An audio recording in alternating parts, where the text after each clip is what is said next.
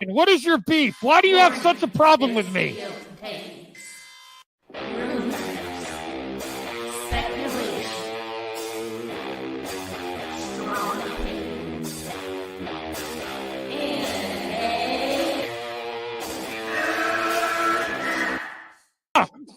Can we get the real Andy? I would prefer the real Andy. Oh, let's get the real Max. I'll take off my mask when you take off your mask, brother. Because who's your new favorite YouTuber, Ian, that wanted to be on the show with us?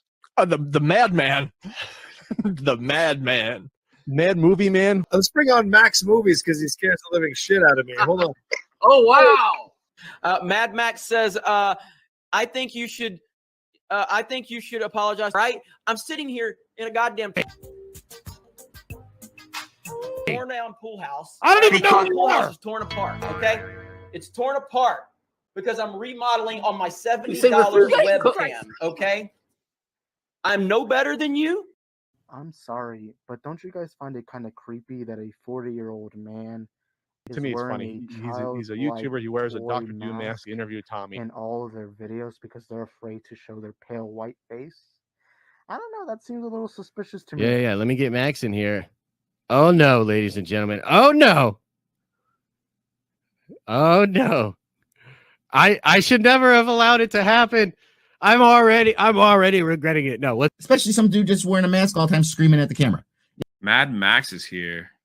Never thought I'd see you in my chat. Great costume, Drunk. Thanks. Rich, long time. Please take off your shirt and show us some saggy melon. Yeah! And please, with some Finnegan Fox enthusiasm, Yes! show us on the floor. Oh, God, I see what you did there. You son. I like saggy melons. Oh, there you go. But, like, it just... Hard at work. This is hard at work. You messed up now. Where's your boss? Saggy, hold on. Go get your boss. Go get your boss. At work. I need your clout. Chase it off of me, bro. I need your clout. Oh wow. I'm at work. You see, I'm working. I'm trying to get ready. Get ready for the live now. While I'm trying to get my job. There's a reason for that. Get ready for the cancellation live in person. Get ready for the cancellation. Yeah, you are about to get canceled. You already know. Mom! Yes, honey? It happened again! Did you have your mask on? I always have my mask on. Oh, I'm not on. I already told you. I was watching your other stream. You're like, I hope someone shows up. Listen, I'm backing down. I don't have. I can't take the melons. You don't want this. You don't want this. You don't. I don't know. You don't. I know you're stocking shelves. Oh wow, you're smoke. You do not want to mess with. See, the accusations were false. Someone said you're doing a lot of texting network. And she's stalking. Doing a text network, damn right, because this is my job. I'm doing my job while we're talking. So you know what multitasking. You know what the reality is? She was texting watching YouTube, and then she's like, "I'm going live. I better stock shelves." Guest Tommy Telleriso. Telleriso. Oh my God! All right. Restart the stream. Restart. Nice chatting with you. I'll see you guys later. Jeremy, I just reached 5K. Well, congratulations. Oh, thank you. It really doesn't matter. While you're here, if you'd like to consider memberships, it's only 99 cents. Rip away, my friend. Rip away. Because, man! Movie Madness Entertainment. Welcome, everyone. It's just me in the afternoon. I just got out of work. I slept a long time last night. I think I slept the whole night. Now, what's this about? I know I always say it. I got to stick to solo streams every once in a while. It's going to make me easier to more content, more cutouts for viewers that don't want to watch a whole live stream. And it's going to allow me to do like hot topics. Sometimes I don't want to hear your opinion. I love my friends. I love my friends' opinions. But the open platform, which is like, it's like Cheers. Like everyone knows your name. You come around. Sometimes people come in and like they want to get their opinion in. And I want my opinion, no matter how freaking bad it is, to just be out there. And it's not that serious. Like everyone has to, this is a weird time on the internet and a movie talk where everyone's like, I have to be right. I'm going to be wrong lots of times. Some of you keep track, but Max was wrong this time. No, whatever. It's fine to be wrong. And sometimes I want my time to be wrong and just not do research and just have some fun with movie talk. Welcome. Love the hoodie. Thank you, little movie perp. Yeah, I was going to just say this, Anthony Cheeseman. I think Anthony can't change his name back. He is stuck as James Gunn. That's why you need a burner account when you do all this craziness, Anthony. Yes. Mrs. Mad Max is a priority right now. Why? Because it's Valentine's Day?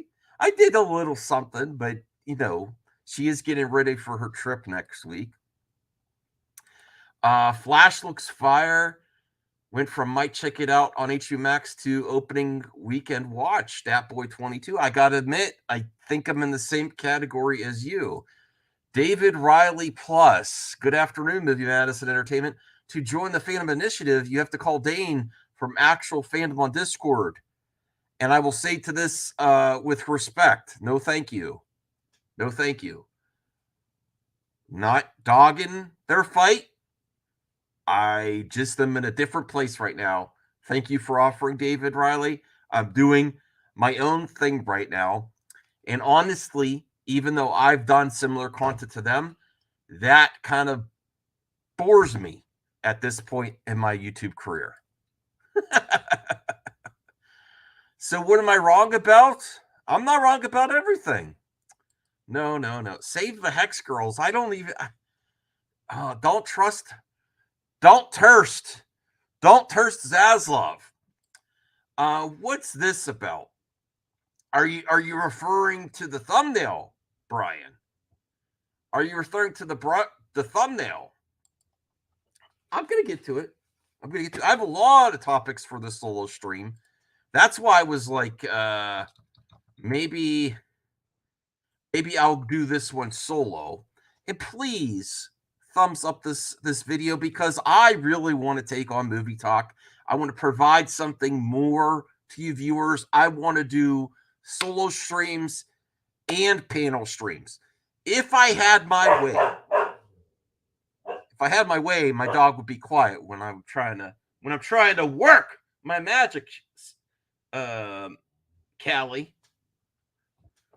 I'm not gonna say what I almost said. I almost said saggy. Callie, stop. Don't take anything from that. Oh boy, I'm gonna get myself in trouble. Callie, please stop. Yeah, that's a good girl.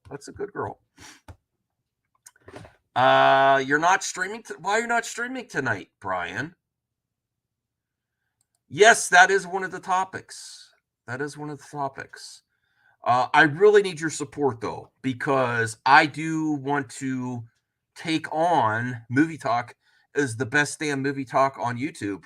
And I think I can accommodate by providing a variety of services, including your memberships really help support the channel, help the MME family, and foster a good environment. Foster a great environment, actually. And the CJH starts off the stream with the $5 super chat. I really appreciate the support, CJH. I do hope you're feeling better. Disinfect the chat. I'm sick. All serious. You need to control your panels. Sword of power. From here on out, people should talk one at a time.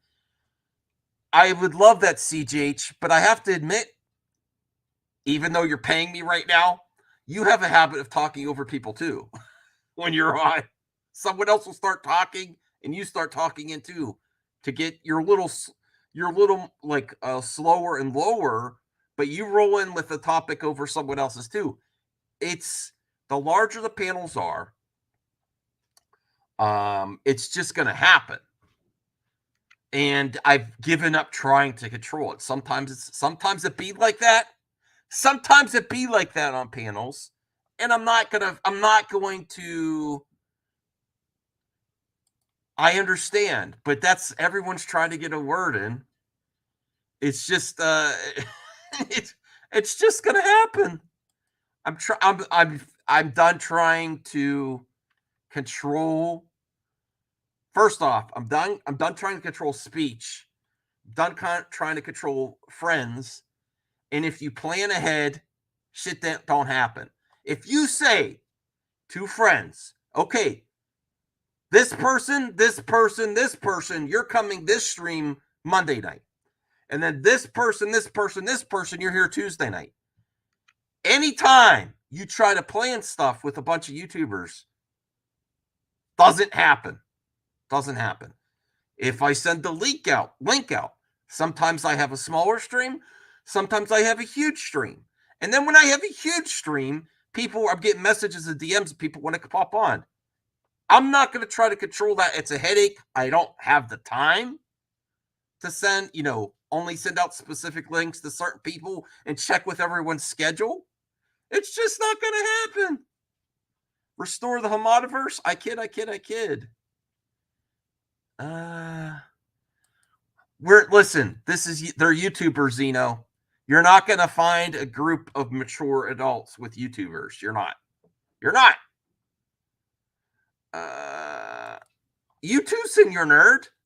You too, calling the kettle black. Okay, so true. All right. Let's see how many likes I have for here before I get to the topics. So my dream would be to quit my job and do this full time, but that's not going to happen. So if I can, I would love to do solo streams right after work for like an hour and a half, and then panel streams at night along with clip outs and the mailbag. But you know how it be. You know how it is. Okay, what was I going to... Oh, that's right. I was going to check on the stream, see what we're up to, since I'm flying solo right now. Okay, we have like 27 people and only 9 thumbs up. This is what I'm talking about. Come on, everyone. Please help me out here. Do you really want to see me progress? Do you want to see more movie talk? Because I have a lot to say. It's only going to help with your thumbs up. Put your thumb right up there. Okay? Help me take on movie talk and get it rolling. I'm done with this conversation. I don't care, because if I try to plan ahead, you'll get nobody. And then you send out the links and people pop in, they come and they go as they please. And that's just the way it is. And it's, you know what? Sometimes it gets rowdy and sometimes it doesn't. Right. Exactly. All right. So let me see for the main topic here.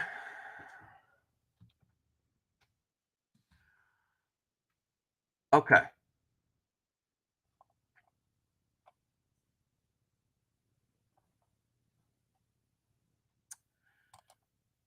WB's history of jumping the gun continues. Yeah, and I used Gunn. I love using Gunn in my titles, thumbnails, and description. Get over it, bitches. Get over it. Because I'm sick of tired of people saying, Max, you can't talk about this. Max, stop talking about this. And now, the same people that said I can't stop talking about Zack Snyder are frustrated when I keep talking about James Gunn.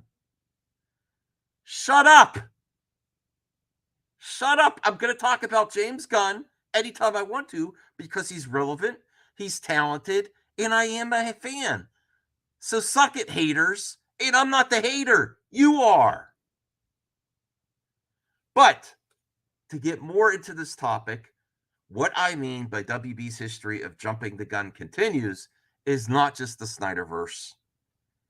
It's where we get... They move forward too fast. And even though the Flash looks amazing, the Flash looks really great from the trailer, we are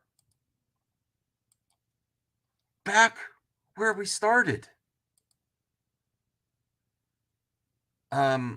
James Gunn is handing out L's to everyone. Handing out L's to everyone. Thank you, Bellrave. I appreciate the support. And this isn't just the history with the Snyderverse. This is history of Warner Brothers with DC. We keep moving forward too fast. Faster than the Flash.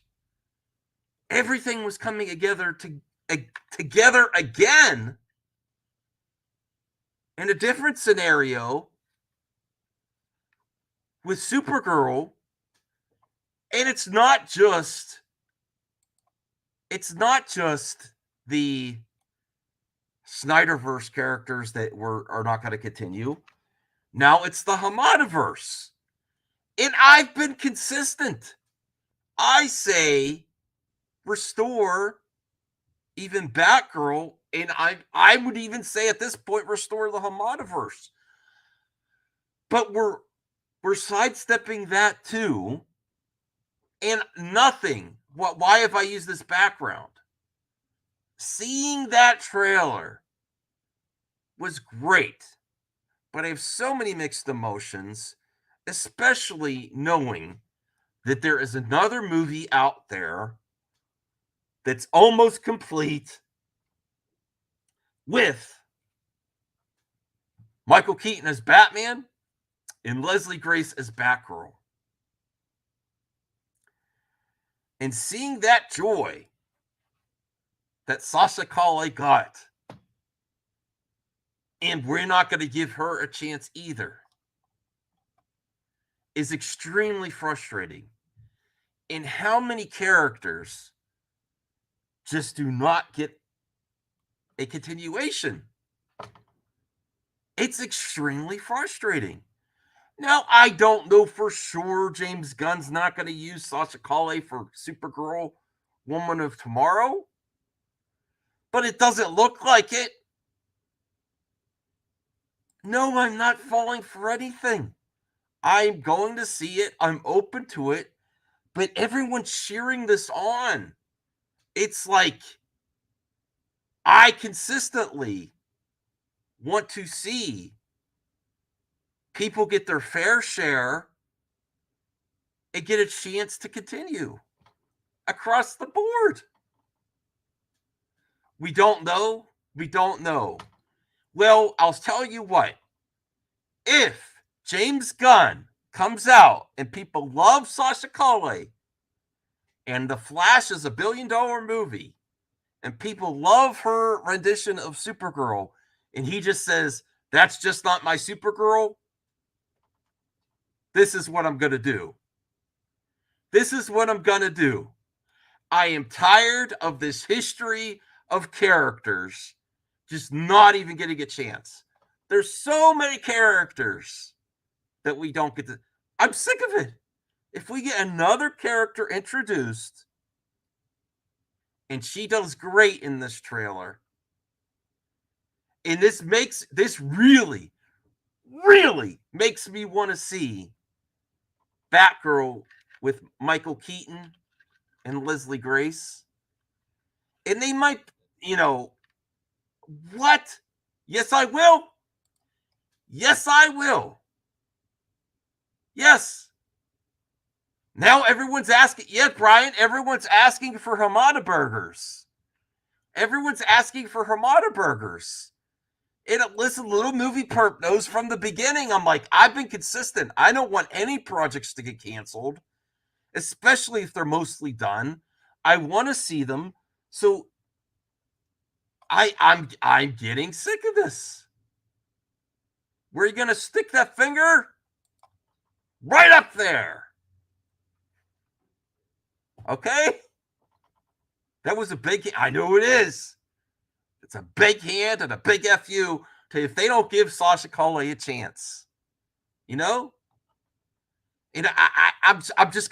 gonna be sick of hearing that this is just not the one for the story. I'm sick of that. Okay, Cavill, I understand. Cavill's been in a lot of films. Not use Sasha Calle as Supergirl? Behave? I'm not going to behave. I'm sick of this. No. What if she sucks? Then, well, if she's, I mean, that's subjective. Everyone with thunderous applause. Yes, reboot. I don't like. It's a bunch of children. It's a bunch of children. How? It doesn't look that way, Saggy. It does not look that way. Okay, it does not look that way. Rel says, if the movie is great, I'll take a triple Hamada burger with extra cheese. Yeah, see? I really want to see Batgirl after this.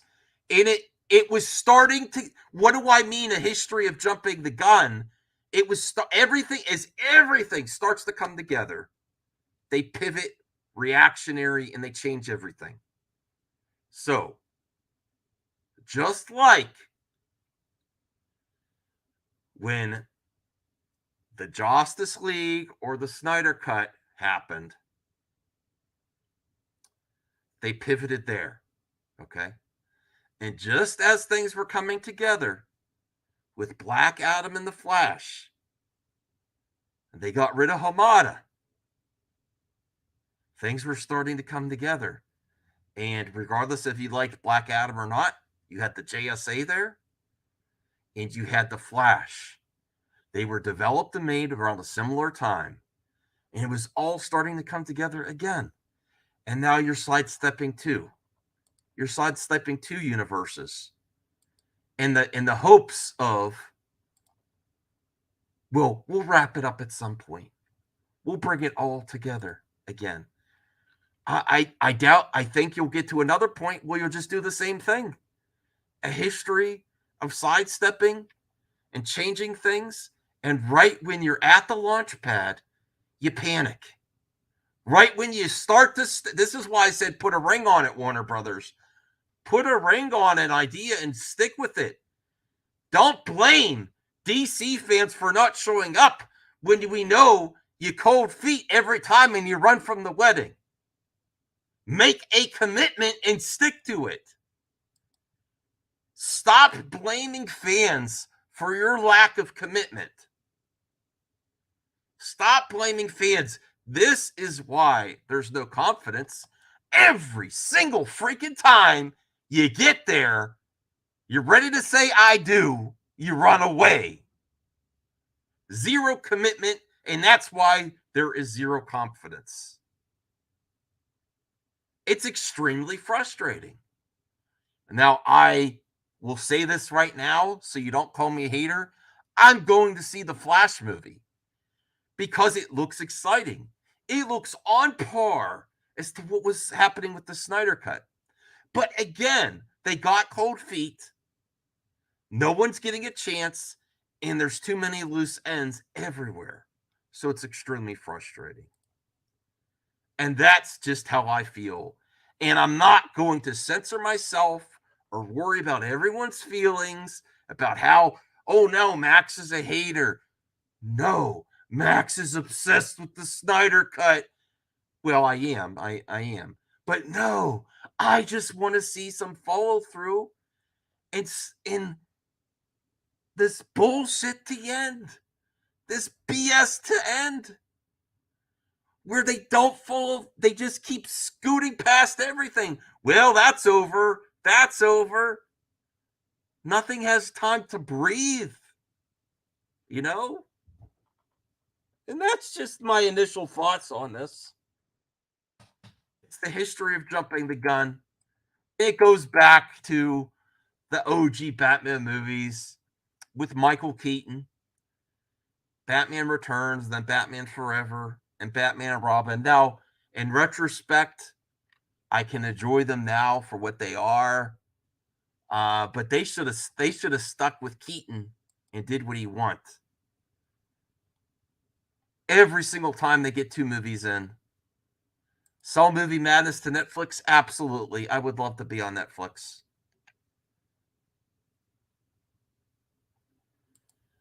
I'm not saying Gunn. I'm saying the executives that hired Gunn. Max, or I'm saying Max, Brian. The executives that hired Gunn, right before they get to the launch pad of something else, they set everything up, all the pieces to get together. It's like all the pieces to get together, and then some asshole comes and tips the puzzle board, the puzzle pieces. Well, that didn't work. It's like someone pulling the Jenga piece and just, every single time. I missed the super chat. Where? Oh, okay. RJ was right. Deepfake Chris Reeves Superman cameo. That might be right, CJH. That might be right.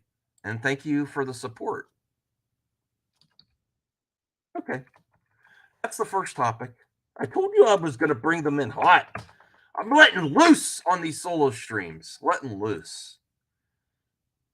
Thank you, Bruce, for you stand by mass. It has so happened, Brian.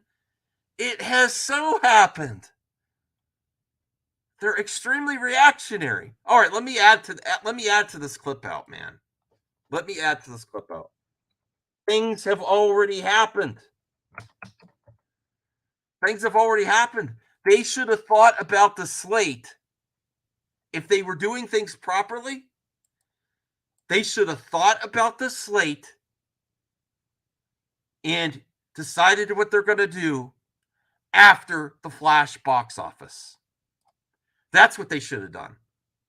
Not announce a bunch of plans right now and say, oh, we're changing everything until they see if the audience likes it. They should have waited at least till the Flash is out. I'm not saying wait for Aquaman, because Aquaman's kind of doing its own thing. But the Flash has relevancy on the rest of the DC universe. It's extremely relevant. If they were going to do things right, they could still make something great. They could still make something cool out of this. They could. But if they were going to do things right, they should have waited. Waited till the reception of the trailer and until they get the box office and use that to determine where they go. Not make a bunch of plans and get ready to start filming before the Flash even gets a chance to succeed. Big effing mistake. In the slate announcement a week before this trailer came out is extremely confusing. And I know everyone's going to say, trust the plan, bro. Trust in Gunn. I really doubt that they should have done that before. They should have really taken their time, waited for the reception of the Flash, and make adjustments where the needed after the Flash.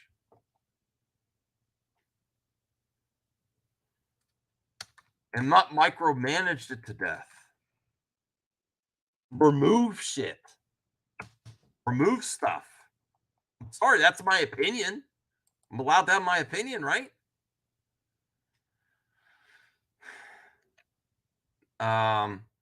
Obviously, you didn't hear the part where Gunn said the Flash is the start of the DCU. I listen, Senior Nerd. We will see. We will see if Sasha Calle is the Supergirl Wonder Woman or Supergirl Woman of tomorrow. We will see. I doubt it. I doubt it. But if I'm wrong, I'm wrong. I'll accept the L.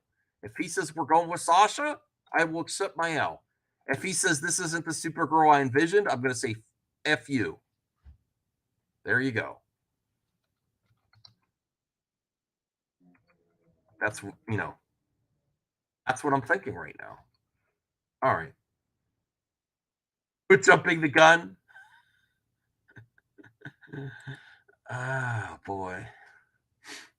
All right, Dark Lineal says, the problem with what you're saying is you expected James Gunn to inherit a problem that wasn't his. He has to come in and sort things out. This is him doing what he needs to do.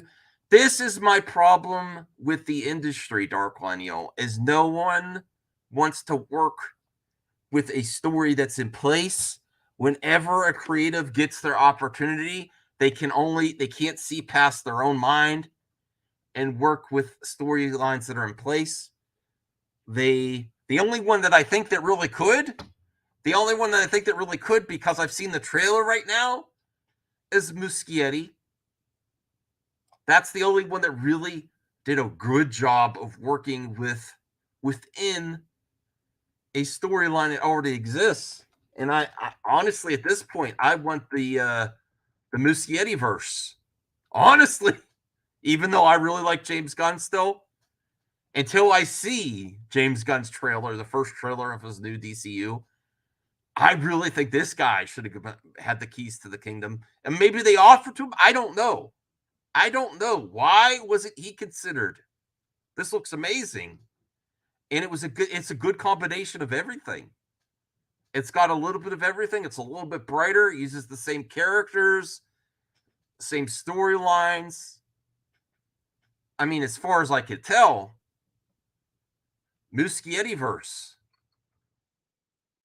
That's really what I would like. Really what I would like.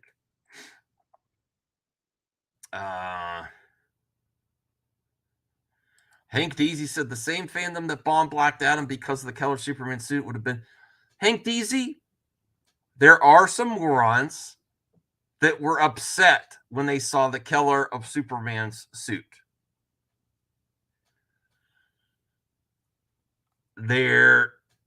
I don't think that really impacted anything, though. That was just a couple of loud idiots on Twitter. And I don't think that represented a large section of the fandom, you know?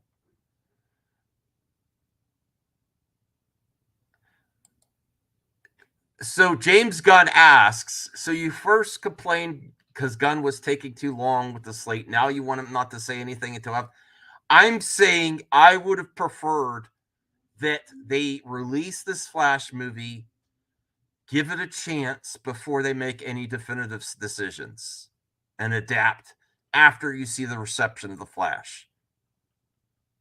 You know, we're talking like 4 or 5 months before you make any hasty decisions that can't be undone.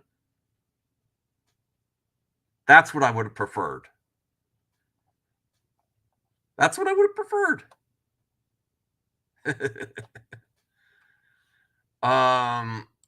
CGH says, by the way, I moved my channel to a brand account because I wanted to eventually monetize that channel, and I can't do that with the email it is currently. Okay. All right. Okay, that's my initial thoughts there. I want to get to the other topics. This topic's taken a long time. All right. But let's see what else I had for some topics here. I have them prepared. Oh, this would be a quick, fast topic. All right, hold on. Let me see. Let me get the timestamps. That's why I'm writing down the timestamps so I can cut them out. All right. Zack Snyder is a smooth criminal. I just wanted to share this lovely image that I saw on Twitter today from Wayne T. Carr. And a lot of people even gave, I think even Matt Jarbo, if I can remember right, Matt Jarbo gave Zack Snyder shit for filming that scene on his driveway. I think even Caden said, you know what? They didn't have approval, and in short, someone could have got hurt. You know, and I like a risky filmmaker. I like someone, I mean, if we can't film a guerrilla filmmaking, just have an idea, shoot it and film it without all the red tape. Okay, I get that. Maybe it was risky to shoot in a driveway in front of a green screen. But the possibility of anyone getting hurt is absolutely ridiculous. And I love this type of filmmaker that would do this. And you know what? Does this look like a criminal? Look at this man. It looks great. It looks like a filmmaker that's happy to give this actor, Wayne T. Carr, an opportunity. And I root for this guy, this filmmaker that just said, let's just shoot it without asking questions. Because you would never get to see this. Never get to see this if he waited for permission. And I'm sorry, shooting a green screen in front of a driveway, is it possible in all the multiverses that someone would have potentially got hurt and they didn't? Yes. But I think this man is going to take that risk to have some fun and give this guy a shot and see his Green Lantern. And maybe one day we'll at least get the Green Lantern scene restored in the Snyder Cut. So this is what he was tweeting out. How could you root against this? The green screen hurt me? I mean, I love Caden, but I remember having this argument on a movie talk. Well, he didn't check with the insurance. What if someone got hurt? I guess that's possible. Why should he be ashamed? Are you serious, Donovan? War criminal. This is guerrilla filmmaking. This is something that is lovely. I love this. Now, I don't want him to actually risk people's lives. But you want him to go check with the studio every time he takes out his phone? He'd probably record this on his phone. His phone. Not really mad. Why does it look bad, Dr. Doc? Because he didn't check with SAG first? He doesn't have a SAG card? I get that, but come on. Look how fun they look like they're having.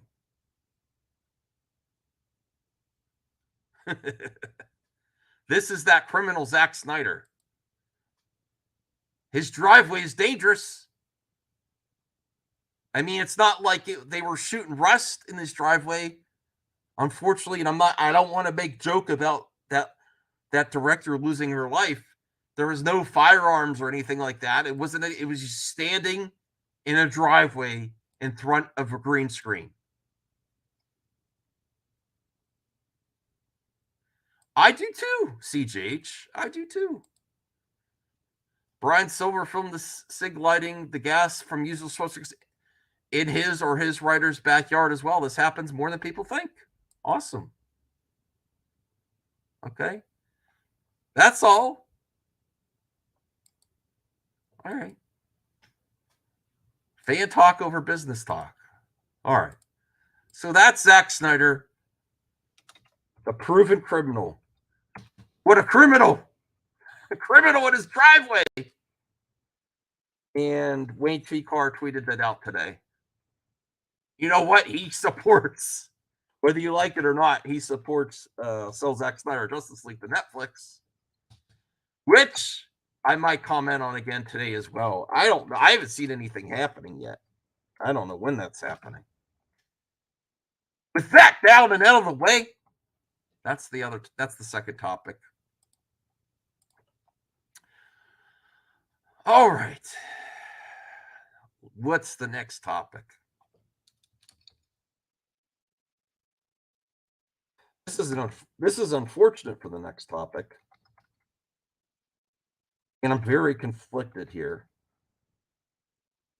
It is the Quantumania bad reviews. Unfortunately, things aren't looking good for Quantumania, at least from the review community.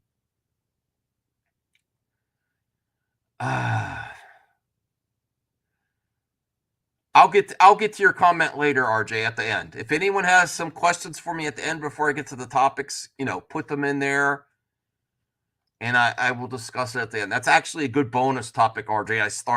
I starred your comment there. And CGH says Snyder should make his own superheroes. I hope he does. Okay, Quantumania bad reviews. Unfortunately, it's not getting good on Twitter. Not Twitter. Well, Twitter too, but I mean Rotten Tomatoes. let me bring up the Rotten Tomatoes score. But I have a sliver of hope for you MCU fans and Quantumania fans. Don't get upset yet, because Rotten Tomatoes works. The most aggressive reviews in either direction, positive or negative, come first. And the most middle-of-the-road reviews come later. Because if you have a hot take, some of these movie pundit reviewers want to throw out their hot take right away.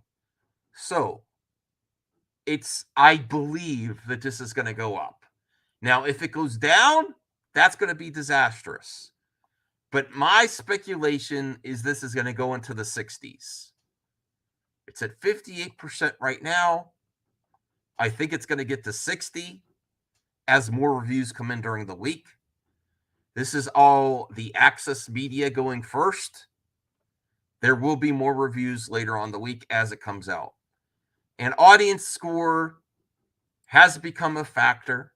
There are lots of movies that the audience loves and the industry does not. But we are going to take a look at some of these rotten reviews. And I believe this isn't, I speculate that this isn't an indicator of how the overall score is going to go. I think it's going to go up. I think the harsh reviews came in first. I really do. Because let's be honest with ourselves here. People that write articles, the ones that like the anti-SJWs to react and actually get their article to pop on the internet, also love to give a hot take, and they like their review to pop first. So I believe this is going to go up. RJ says, Will, Marvel is spread too thin. They're not exactly hiring great writers right now. There's a lot of issues they're dealing with that won't be fixed until next year. It used to be cool to trash the DCEU, and now it's cool to trash Marvel sequels. It has come full circle. There are a lot of trends that happen. Rel, you're not wrong about trending to hate on things. Absolutely. Yeah, that's not good. You want me here? You want me to? There you go, Saggy. That's just for you. There you go. Chubby finger. Chubby middle finger. No, this is a solo stream. This is a solo stream. I will kick you. I will kick you. Kick you off the stream. All right, so let's get to some of these reviews here. All right, the humor is inconsistent. The visuals, while weird and partially engaging, are ugly, and if not for Paul Rudd's amicable charm and the 1-2 punch of Jonathan Majors as King the Conqueror, the MCU would be in a desperate need of some oxygen. What a chore this so-called entertainment is. What an ass. I'm sorry, Justin Chang. That sounds like Harloff on busting my ass being a Star Wars fan. You're dead? Good. No, don't. I want, All right. So I have an issue with the way he says that's what he wants. That's what he. Look at this attention-seeking whore. Justin Chang, Los Angeles top critic. That's what he wants shown, so you click on his review.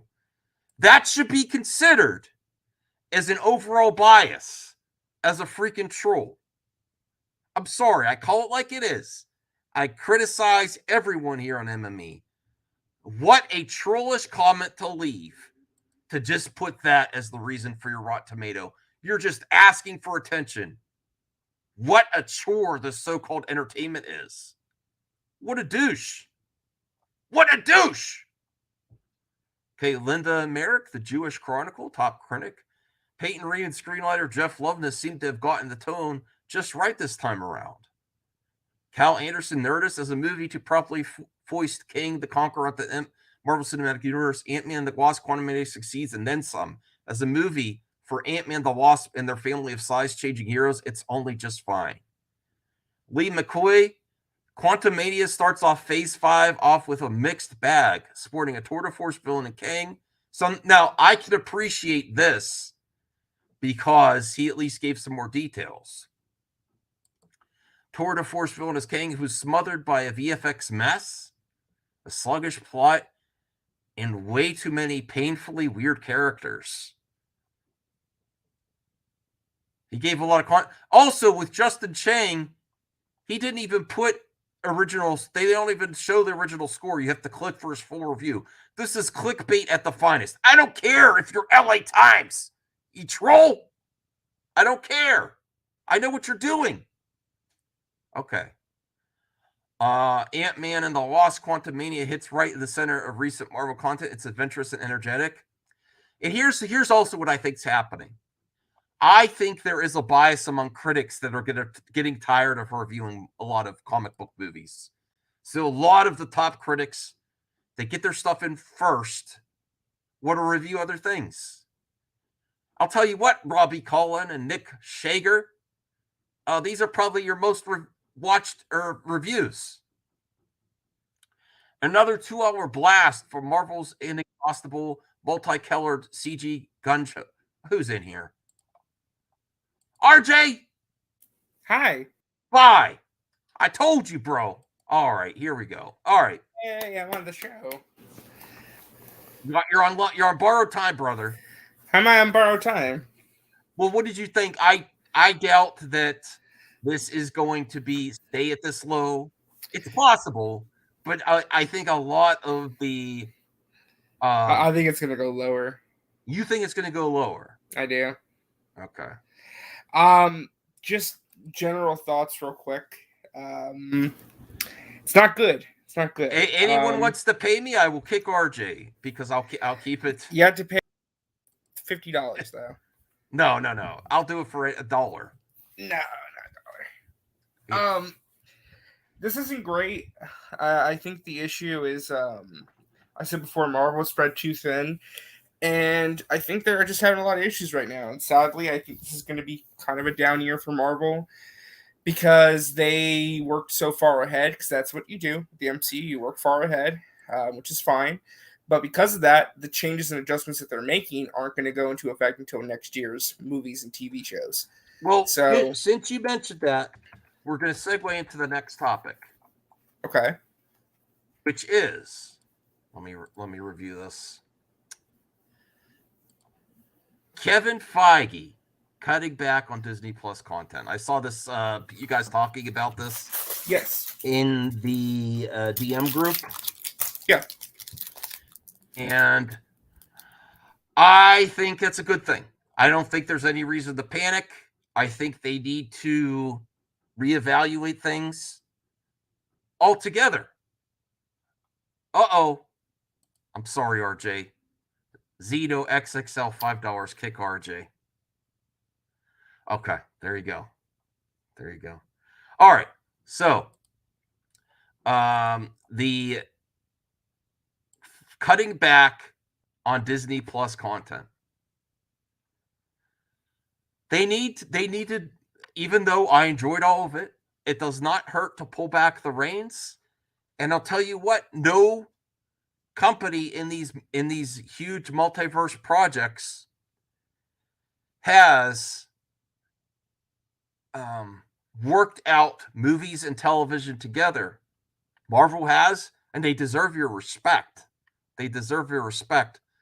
But along with the situation with the potential crunch time with VFX studios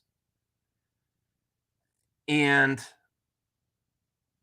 the decisions that Bob Chapek made, they need to rein it back. Bob Iger and Feige are working together, and I think we should all give them a chance. And there's a lot of great content coming out. But I do think they still need your support. If you really value these movies, you have to go and support them because, you Yes, I would. Yes, I would. Stop bouncing my... I can't help it. I can't help it. Uh-oh, he's back. Oh, no. Hi, I'm back. Oh, no. I'm Figure out sorry, that- Zeno. Yeah, sorry. No, I mean, I don't think it's a bad thing either. I think they need to do this, but we're not going to see the ramifications of this again for another year or two. So we're just in a down period right now. That's okay. Sometimes franchises have highs and lows. We're just in a bit of a low period right now, but there's exciting stuff coming in the next year or two. I will say, though, I think they're reevaluating things, which is good. This is DC's time to shine, honestly. If they're going to strike all the irons hot, now's the time to do it. Oh, wow. I got a refund. I have to. All right. Damn it. He is. Look at Zeno. All right. I'm not going to refund you, so I'm sorry, RJ. Thank you for that. Thank you for adding to that clip out, though. I appreciate it. I'm sorry. He paid money. I'll talk to you later. I'm going to do a panel stream tonight, too. Actually, before I kick you again, are you planning a stream yourself sometime soon? I know you're a busy guy. I don't do streams anymore. It's too difficult, too time consuming. I do it once in a blue moon, maybe this weekend, maybe. I don't know. Okay. Why? Oh, that'd be nice because there's so much to talk about right now. We need the RJ. We need a DC maniac. Yeah. Okay, technically Saggy's correct. Nothing in the super chat said I had to stay on. Well, he wants a refund. I'm sorry. I do appreciate you stopping by to give your 2 cents, but I do kind of want to try to I like talking to you, but I do want to concentrate on solo content as well. But that's so those 2 factors is the reason I'll say goodbye. But I gotta join you on Xbox too, brother. We gotta play some games soon. Okay. Do you like Outriders? You have Game Pass? Yeah. Okay. Well, we'll talk soon. All right. Bye. Bye, RJ. See you later. You should pay again to remove me completely. That's all right. He's a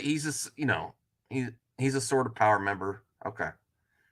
Yeah, if you want to stay backstage, we could talk after the live stream. I only have a few more topics. But I think it's a good thing. I don't think that there's no reason to panic. Don't listen to the internet. Don't listen to Geeks and Gamers, RK Outpost.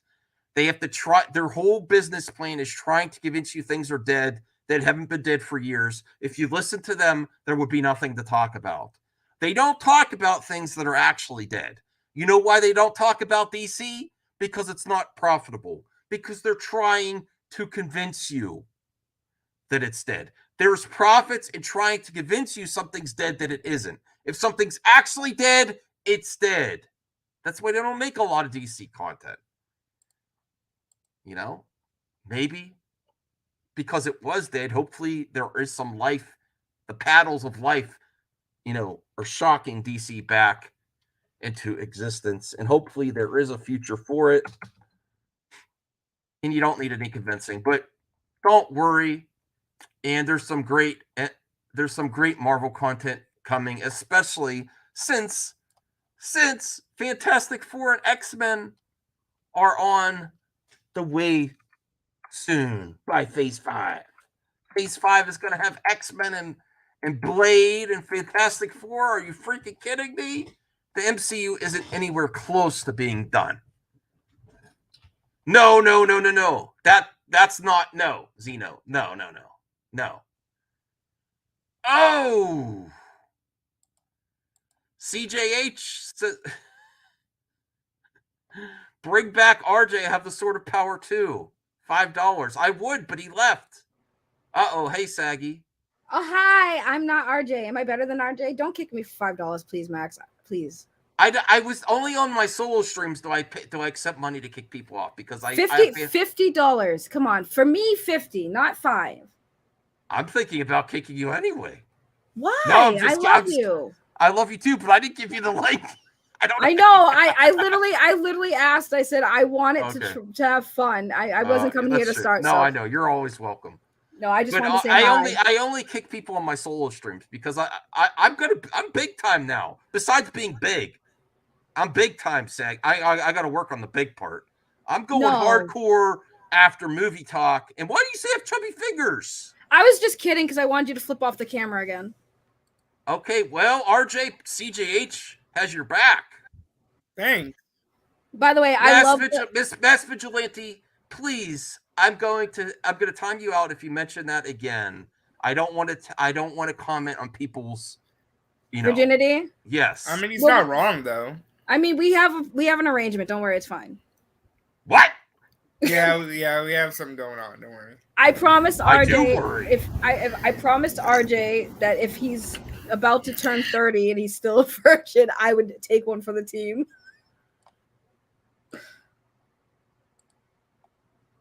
What? It's true. I'm not gonna let him turn 30 and still be a virgin. That's sad. Breaking news! Okay, breaking news. Thanks for taking one for the team. Looking out for it, brother. I got you, homie. I got you. Breaking news. Wait, can you see this hot headline?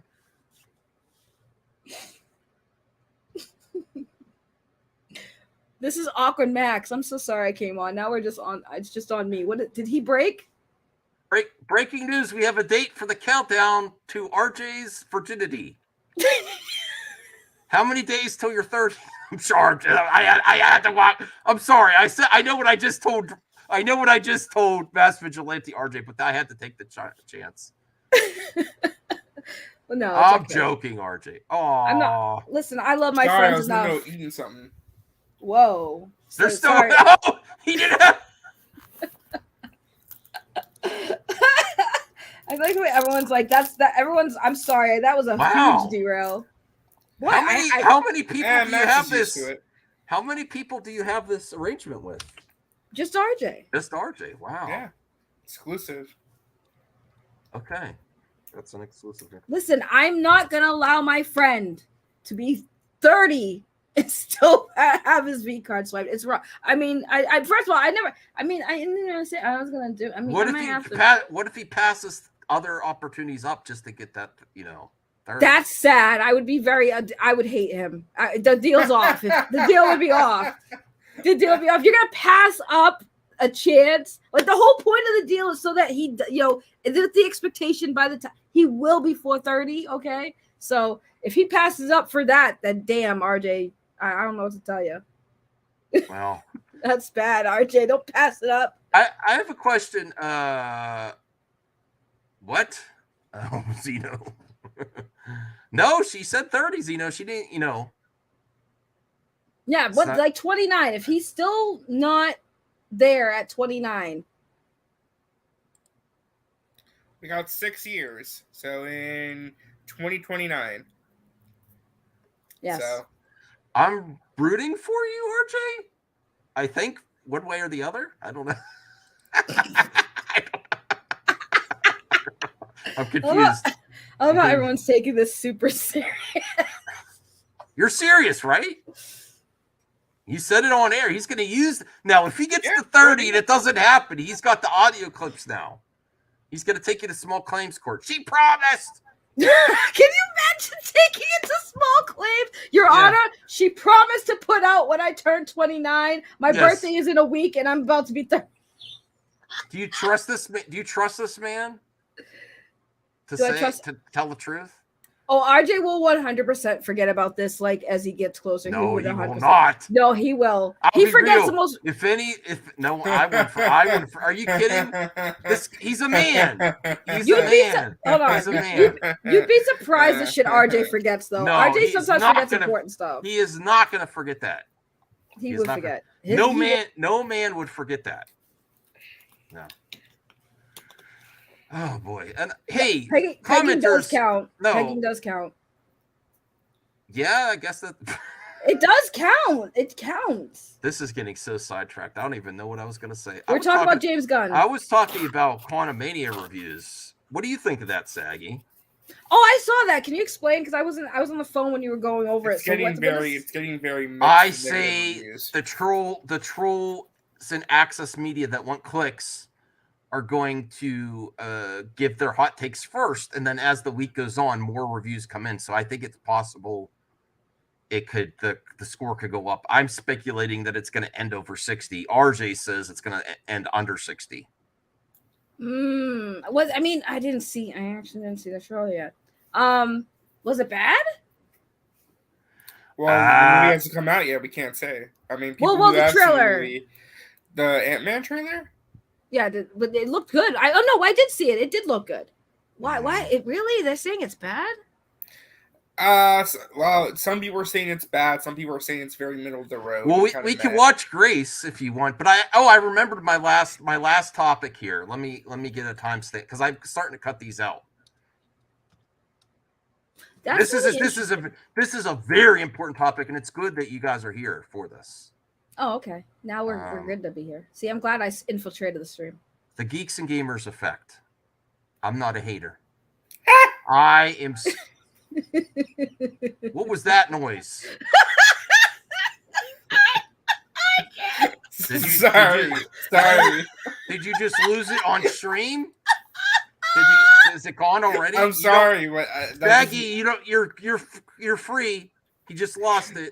No, What the hell I'm was that? sorry. I just had a very audible reaction to that. I'm sorry. RJ's reaction got me. I don't know why, but that reaction. DL's here. Hey, DL. Hey, DL. Hey, everybody! Happy Heart Day. Welcome Happy to my solo Valentine's- stream. Happy Valentine's Day, DL. Yeah. Did I miss something? Well, actually, DL, it's good you're here too, DL, because I think DL, you're a man of some hot takes, right? On some movies. Oh, you know it. And I never want to give Josh Den and Nerds any credit, but when he said toxic positivity, he's not wrong, unfortunately. And I've got to the point where I've almost lost friends over this James Gunn's nonsense. I like James Gunn. People at one point said, stop talking about Zack Snyder, so I talk about James Gunn because he's relevant, he's talented, he has the tools to do it. I just say I think he's bitten off more than he could chew, and I criticized him. The other thing I said is that he's not going to tell you all the characters that aren't coming back because he wants you to get their box office. He wants you to pay for the movies, the slate. That's true. Yes, that's good business. That's fair. Thank you, DL. And I said he didn't have to do this, which I said also Exactly. is consistent with all the creatives in Hollywood. They don't like to work with the painting that's already in place. They want to freak in. Yeah, but he didn't have to all say. do this. Yeah, I know, but it's like he didn't have to say that The Flash was one of the best comic book films he've ever seen. He didn't have to say that. He was not even involved in it at all. Max, can I ask you a question, Max? Well, but I want to get to my point here. I've been called an absolute hater of this man because I said, just like Matt Reeves was originally signed on and taken a meeting to work off the Batman script with Ben Affleck, and he took his opportunity. He's like, I'd rather do this, and took the opportunity to pitch what he wanted to do. Most creatives are going to do that, and I said that's my problem with the industry, and I still supported the Batman.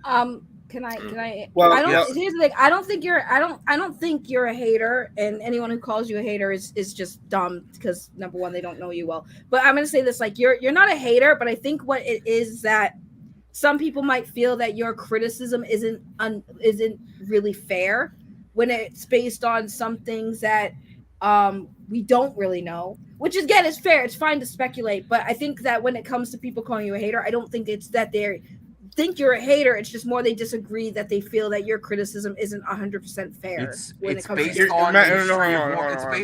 history of Warner Brothers, and unfortunately, I've been the most consistent mother effer on this platform where I want everything to continue. I still want to see Batgirl. And now we're not going to get the Hamada-verse stuff either, which was starting to form. It's very frustrating. How is it starting to form?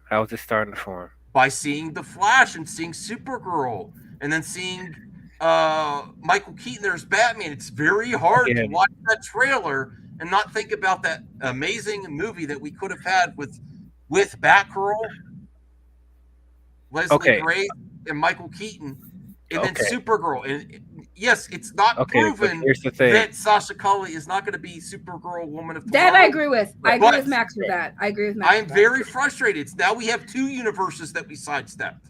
But- and that's well- why I titled this stream that Walter Hamada got Zack Snyder'd. Okay, well, here's the thing. Yeah. Here's the thing. I've said this before. You probably already know what I'm going to say. Yes, it is great that we're getting all this stuff in the Flash with Supergirl, Michael Keaton come back, all that stuff we see in Zod, everything. Yes, I thought the trailer was fantastic. I thought it was great.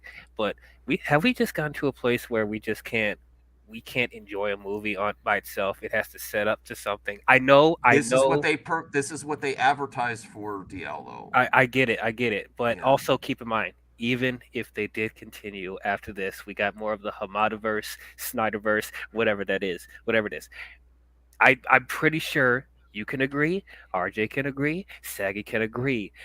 The direction that the Hamadaverse was, let's say that, the direction of the Hamadaverse was all over the place. There was no rhyme or reason to why they made these creative decisions. It seems like they don't even understand what the fans want. Like that's why I said they should wait till the Flash come out before they announce the slate. Well, hold on, wait. But here's the thing. Again, So they made all these hard irreversible decisions. Wait, but here's the thing: is that James Gunn came in. They still wanted to go forward with the Flash movie. So James Gunn had to sit down with Andy and say, what is the story? What was the plan? Like, I have to build off this. And that's what he's doing. So he's releasing the slate because now we know what it is. So when this Flash movie comes out, it's going to be interesting to see how that movie is going to tie into that slate. That's why I don't actually agree. I think that the timing of the slate coming out before the Flash trailer and get people hyped for the movie, we need to know when we see this movie how this is going to play off of what we're getting in the future. If it to will. see if it gets if it will, because we don't know. Because knowing the slate's one thing, knowing the projects that they want to do is cool to know, but that doesn't mean everything on that slate is going to be good. Yes. Can I just say this real quick? Yeah. Max, you're not a hater. You just like to milk and instigate things a little bit. I like to milk topics because it's on my mind. He's not Do you wrong. like you want to milk me? No, because it's on. Like if this is how I've always done my channel, RJ. If I am thinking about it, I want to stream about it. Maybe I know. You know what it is? I probably have I've diagnosed obsessive compulsive disorder. So you're obsessed with James Gunn. At one point, I had to seek. I spoke with someone. I'm still on medicine, so and that's how I got in debt too. I'm obsessive compulsive about things. I think about it a lot. So yes, on certain topics, if it's on my mind, and it's the easiest to talk about. And I did topics where I wasn't talking about DC when DC stuff was going on, and they were horrible streams because it was so hard for me. Well, yes. Well, may I? Because I think I'm going to play devil's advocate here because everyone always complains that Max always gets jumped on when there's more than one person. So I'm going to actually defend Max here and say, as somebody who is literally a channel that covers movie topics, it does make sense that Gunn and what's going on in DC has been a very big, hot, trending topic. That Max would be covering a lot of that because he is a movie channel who's known for talking about this and stuff. I know DC from the way back. I mean, and this isn't a gatekeeping comment, but how many of you have been to every DC movie opening weekend? I have.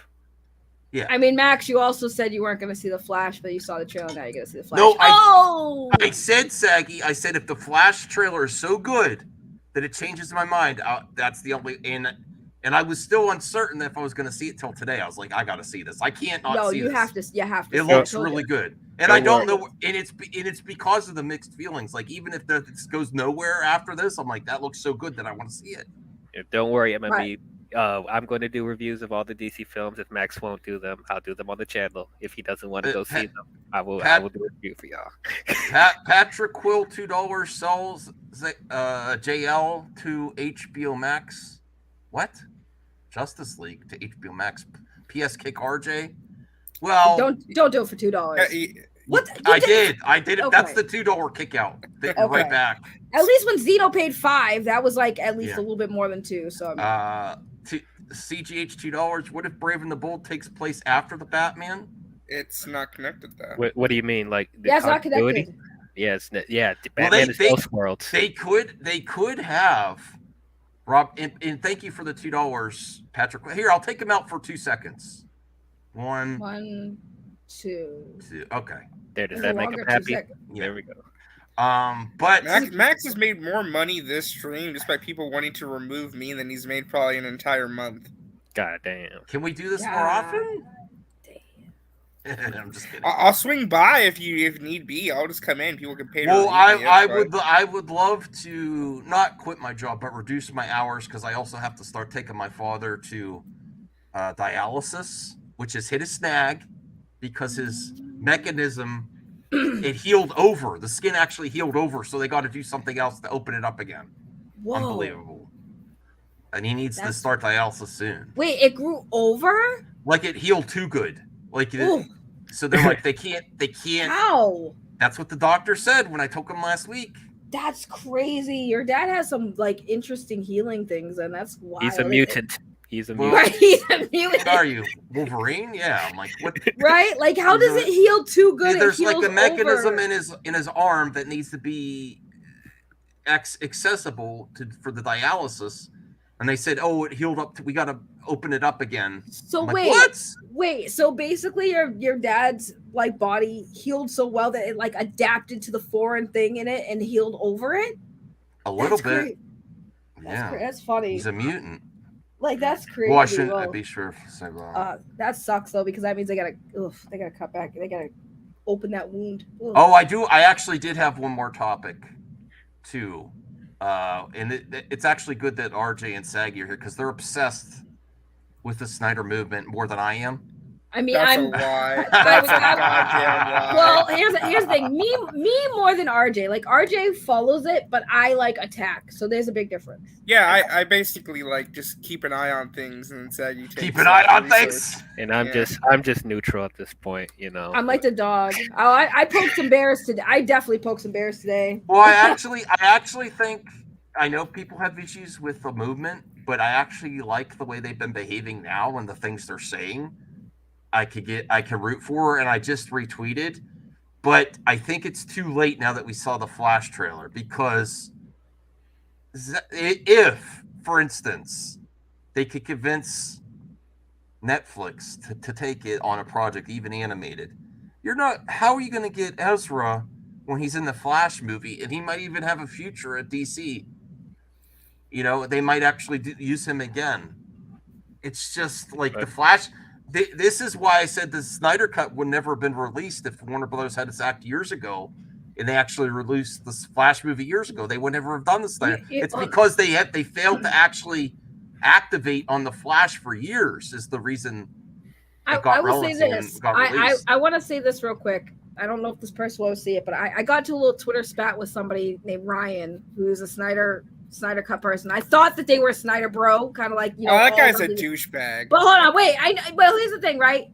I have to give him a little respect because when I said, because he made a comment to me about my name, because I was like, oh, dude, you got Snyder Cut. You got Snyder in your name. That's pretty sad. He's like, your name is Saggy. That's even worse. And I was like, yeah, but at least my name will actually happen. I someday will have Saggy Melons. I said, how's that Snyderverse doing for you, right? But hold on. Here's the kicker. Here's his response. He said, it's doing really well, mate. And do you know what he showed me pictures of?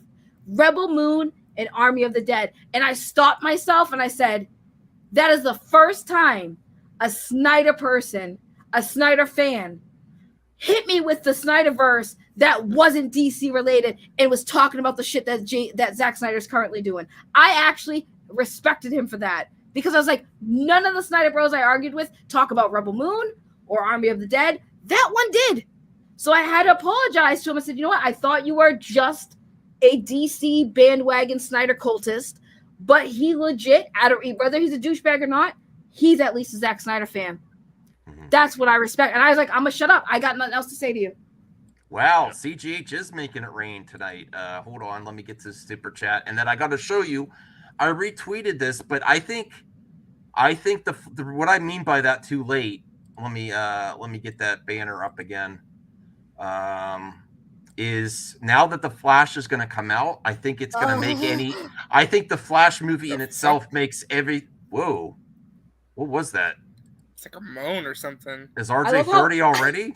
I love how Max just powered through that until RJ said something.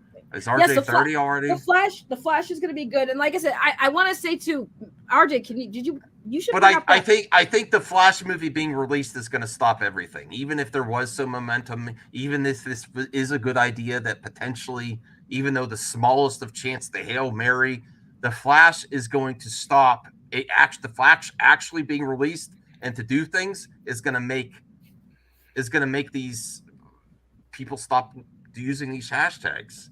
Because it doesn't erase the Snyderverse. It might. There's things in it that there's actually some stuff in it that maybe references the Flash from the Zack Snyder's. So wait, of the Flash with what he does at the end when he starts turning back time. I want to say here's the thing. Wait. I think people misunderstand. But the Flash movie released is going to stop all this. It's not complete. It's not erasing Zack Snyder's properties, which I think people seem to think is happening. It's erasing the Justice League because they're going to go back before they met. So it's erasing the Justice League, but not all of Zack Snyder's stories. Right. So people that have Zack Snyder derangement syndrome love to say it's erased. But no, it's still there. Everything still happened, but it's I say it to trigger people. It resets it so there's no Justice League to protect the world.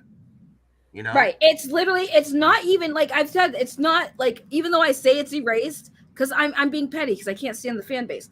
But if without me being petty, I can honestly say it's not erased. It's not erasing all of Zack Snyder's stories. Zack Snyder's stories are still going to be probably technically canon because Ben Affleck is there in the story. It's going to just erase the Justice League. They're going to start over. They're going to have to do a new Justice League story arc, but it's not erasing Zack's story that he started. It's just taking a different direction. Well, and then I want to get to CJ. Thank you for those commentary, Saggy. And then I want to get to CJ just super chat here, $5. Basically, the Batman can still be separate, but it's year one, so the Brave and the Bold Batman is older than Pattinson. Okay, so here, look. I'm tired of the grounded, gritty Batman that we see numerous times. We don't need to bring this in the DC universe. I want a comic booky, over the top, underwear on the outside Batman. Yeah, and give me the whiteout eyes while you're at it. But yeah, I want this to embrace the comic book roots of Batman because, like, until Ben Affleck came out, none of the other Batman, I'm sorry, I was wrong. Tim Burton and the Joe Schumacher ones did try to, but like that had mixed results. But like with the Dark Knight trilogy and this, like, I'm just tired of seeing the gritty stuff. We haven't seen them embrace the comic book nature. We haven't seen them embrace the Bat family in the films since Batman and Robin. So no, we don't need to connect the Batman to the DCU. It could be its own thing, if you know. And also, I don't even think the wider DC universe can fit in Matt Reeves' universe because it's trying to be so grounded and dark. So I don't see it happening. Well, here I retweeted Skywalker. I know there's people that on this panel are not fans of his, but it's not trending yet. I don't know. Yeah, just to keep an eye on it, I've been tracking it a little bit today. It is not made. It popped in at number 17 for about a half hour, and then it just completely vanished. So we're looking at the trending list in the United States. It is and I nowhere to be seen. Let me try. I'll retweet a few more, but I don't see it. But like I said, it was at number 17 a little bit, and then it just completely dropped off. So, and I've checked like Trend 24. I've checked some other websites, and it has not made any waves whatsoever. I was getting my bubble tea. Wait, what I missed? Wayne T. Carr is using it. Well, Saggy, the hashtag campaign today. And I'm not. Oh, I didn't show you. And I'm not mocking it or anything. I'm just giving you facts here. I mean, is it going to take later for it to start trending? I don't know. We're almost near like the peak end of the day when it comes to Twitter usage. And trending. Okay. I mean, that's for you though. That's the For You tab. It's stuff that you would be interested in. Trending would be if it's in the actual trending tab. And that's why I meant is it too late? Because now that just like I said in the past, if the Flash movie came out years ago, the Snyder Cut would never have been released. I think this is a good idea. I think it's very unlikely but I think once the Flash movie comes out, this is going to be a moot point. Wait, And wait, it no. Go No, ahead. I disagree about the Flash movie coming out, that the Snyder Cut stuff wouldn't happen, because Zack set up for a future story arc. Remember, we got that future story arc at the end of Zack Snyder's Justice League, like that whole thing that happened in the future. You got that scene, the Joker and stuff. He was already setting up some kind of different time stuff anyways. When we saw Barry Allen coming back from the from the future, I'm telling you, they were already probably setting that up. It wasn't Zack saying that he was already planning for the Flash movie. I want to make a comment. Right, I think he was he did that because he probably knew that there was probably works of a Flash movie as well. I want to make a comment too, real quick. So, I think so far, in terms of the entire history of this hashtag, it's only gotten about 100,000 tweets in total. You compare that to Restore the Snyderverse at about 1 million or 1.3, 1.4 million, or whatever it was. It is nothing compared to that movement back in 2019, I think this would have done better before the Flash movie came out the other day. It's not even that, Max. Can I be honest with you? That's my opinion. Yeah. No, I know. Because just be honest with you, I think it's because of Elon. I think it's because of Elon Musk. Let me explain. What drugs are you on? No, let me explain. Twitter has done a purge of bot accounts. And I think because they got rid of a lot of the bot accounts. There's the same bot. There's bots. No, Max, it's true. Give me 2 seconds. Keep talking. Give me 2 seconds. I truly believe that the reason you're not seeing this hashtag campaign there's 12% take off as well. 12%. Let me real quick. The reason you're not seeing this hashtag campaign take off the same way is that people are no longer allowed to employ the use of bots as frequently as they used to a few years ago. So the lack of bots is not helping them genuinely get this thing trending. They're having to genuinely do it from the ground up, and it's not working out very well. Just an observation. It's possible. I'm not saying it's not possible. I just think there's still bots there. And I just think there's still some bots, but not to the same level it was a few years ago. I don't want to be hyperbolic about the amount of bots that were in there. They said if you really did the research, there's a lot of articles that said 12% is pretty on par with a lot of these fan movements, not more than usual. It's just a lot of these movements have that. Yes. But I think my subjective opinion is that it's more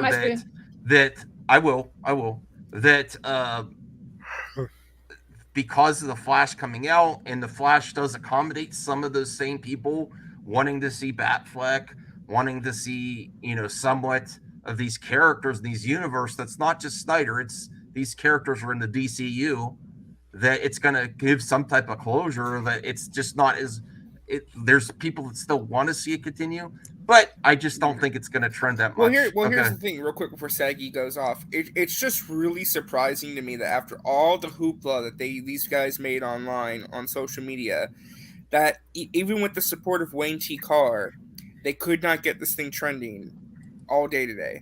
And that's sad for me. That's sad for me, because I actually think they're starting to be more positive. I know you guys don't want to erase what they've done in the past, but I think I like what they were saying, where they say don't do the negativity, don't mix hashtags. I think that's all great things, but yeah. At least not publicly, because we already know what goes on in their DM groups. But anyways, this is one of many bots that will spam, basically post hashtags. This is how they got it trending, okay? And RJ is actually right, because I have a bot on Twitter that will let me know when people block me, unfollow me, when their accounts get suspended. Last week, was it last week? I think RJ, I told you guys about it. I think it was like a week or two ago. My bot started showing me that it was suspending. I had at least 50 bots following my account. They were all OnlyFans bots, by the way, just so you know. I'm not paying for bots. They were OnlyFans bots paying for following me because I did OnlyFans, and they were getting suspended. I lost 50 followers because they were all bots. Sil Abdul also lost a lot of followers that were most likely DC bots as well. So RJ is probably 100% right. that the reason why they can't get trending is because a lot of bots are getting suspended off of. Now I know. Now I know Matt's topic for tonight. I mean, listen. The thing is, like, part of me is kind of sad for them because I can tell that they really wanted to do something with this. But part of me is also like, well, again, these guys are not as big as they think they are, and I think they are very ego-driven. So maybe they some people have moved on. Some people have moved on too. It's a combination of things. Don't they understand why do they keep ignoring this big crucial detail? Well, two things. One, Netflix is in debt, major debt. Two, to even use the rights, not even make the movie and pay the actors to use the rights for all of these characters will be at the very least billions of dollars. Do you think Netflix has that money right now? Just like if Ezra gets any more work again, he's going to want to stick with the studios. He doesn't have the luxury of like picking projects. Unfortunately, after that's why regardless I if say he's this hashtag never made sense. Regardless if he's innocent or not, after the Flash comes out, if he gets another project, he's going to want to stick with Warner Brothers.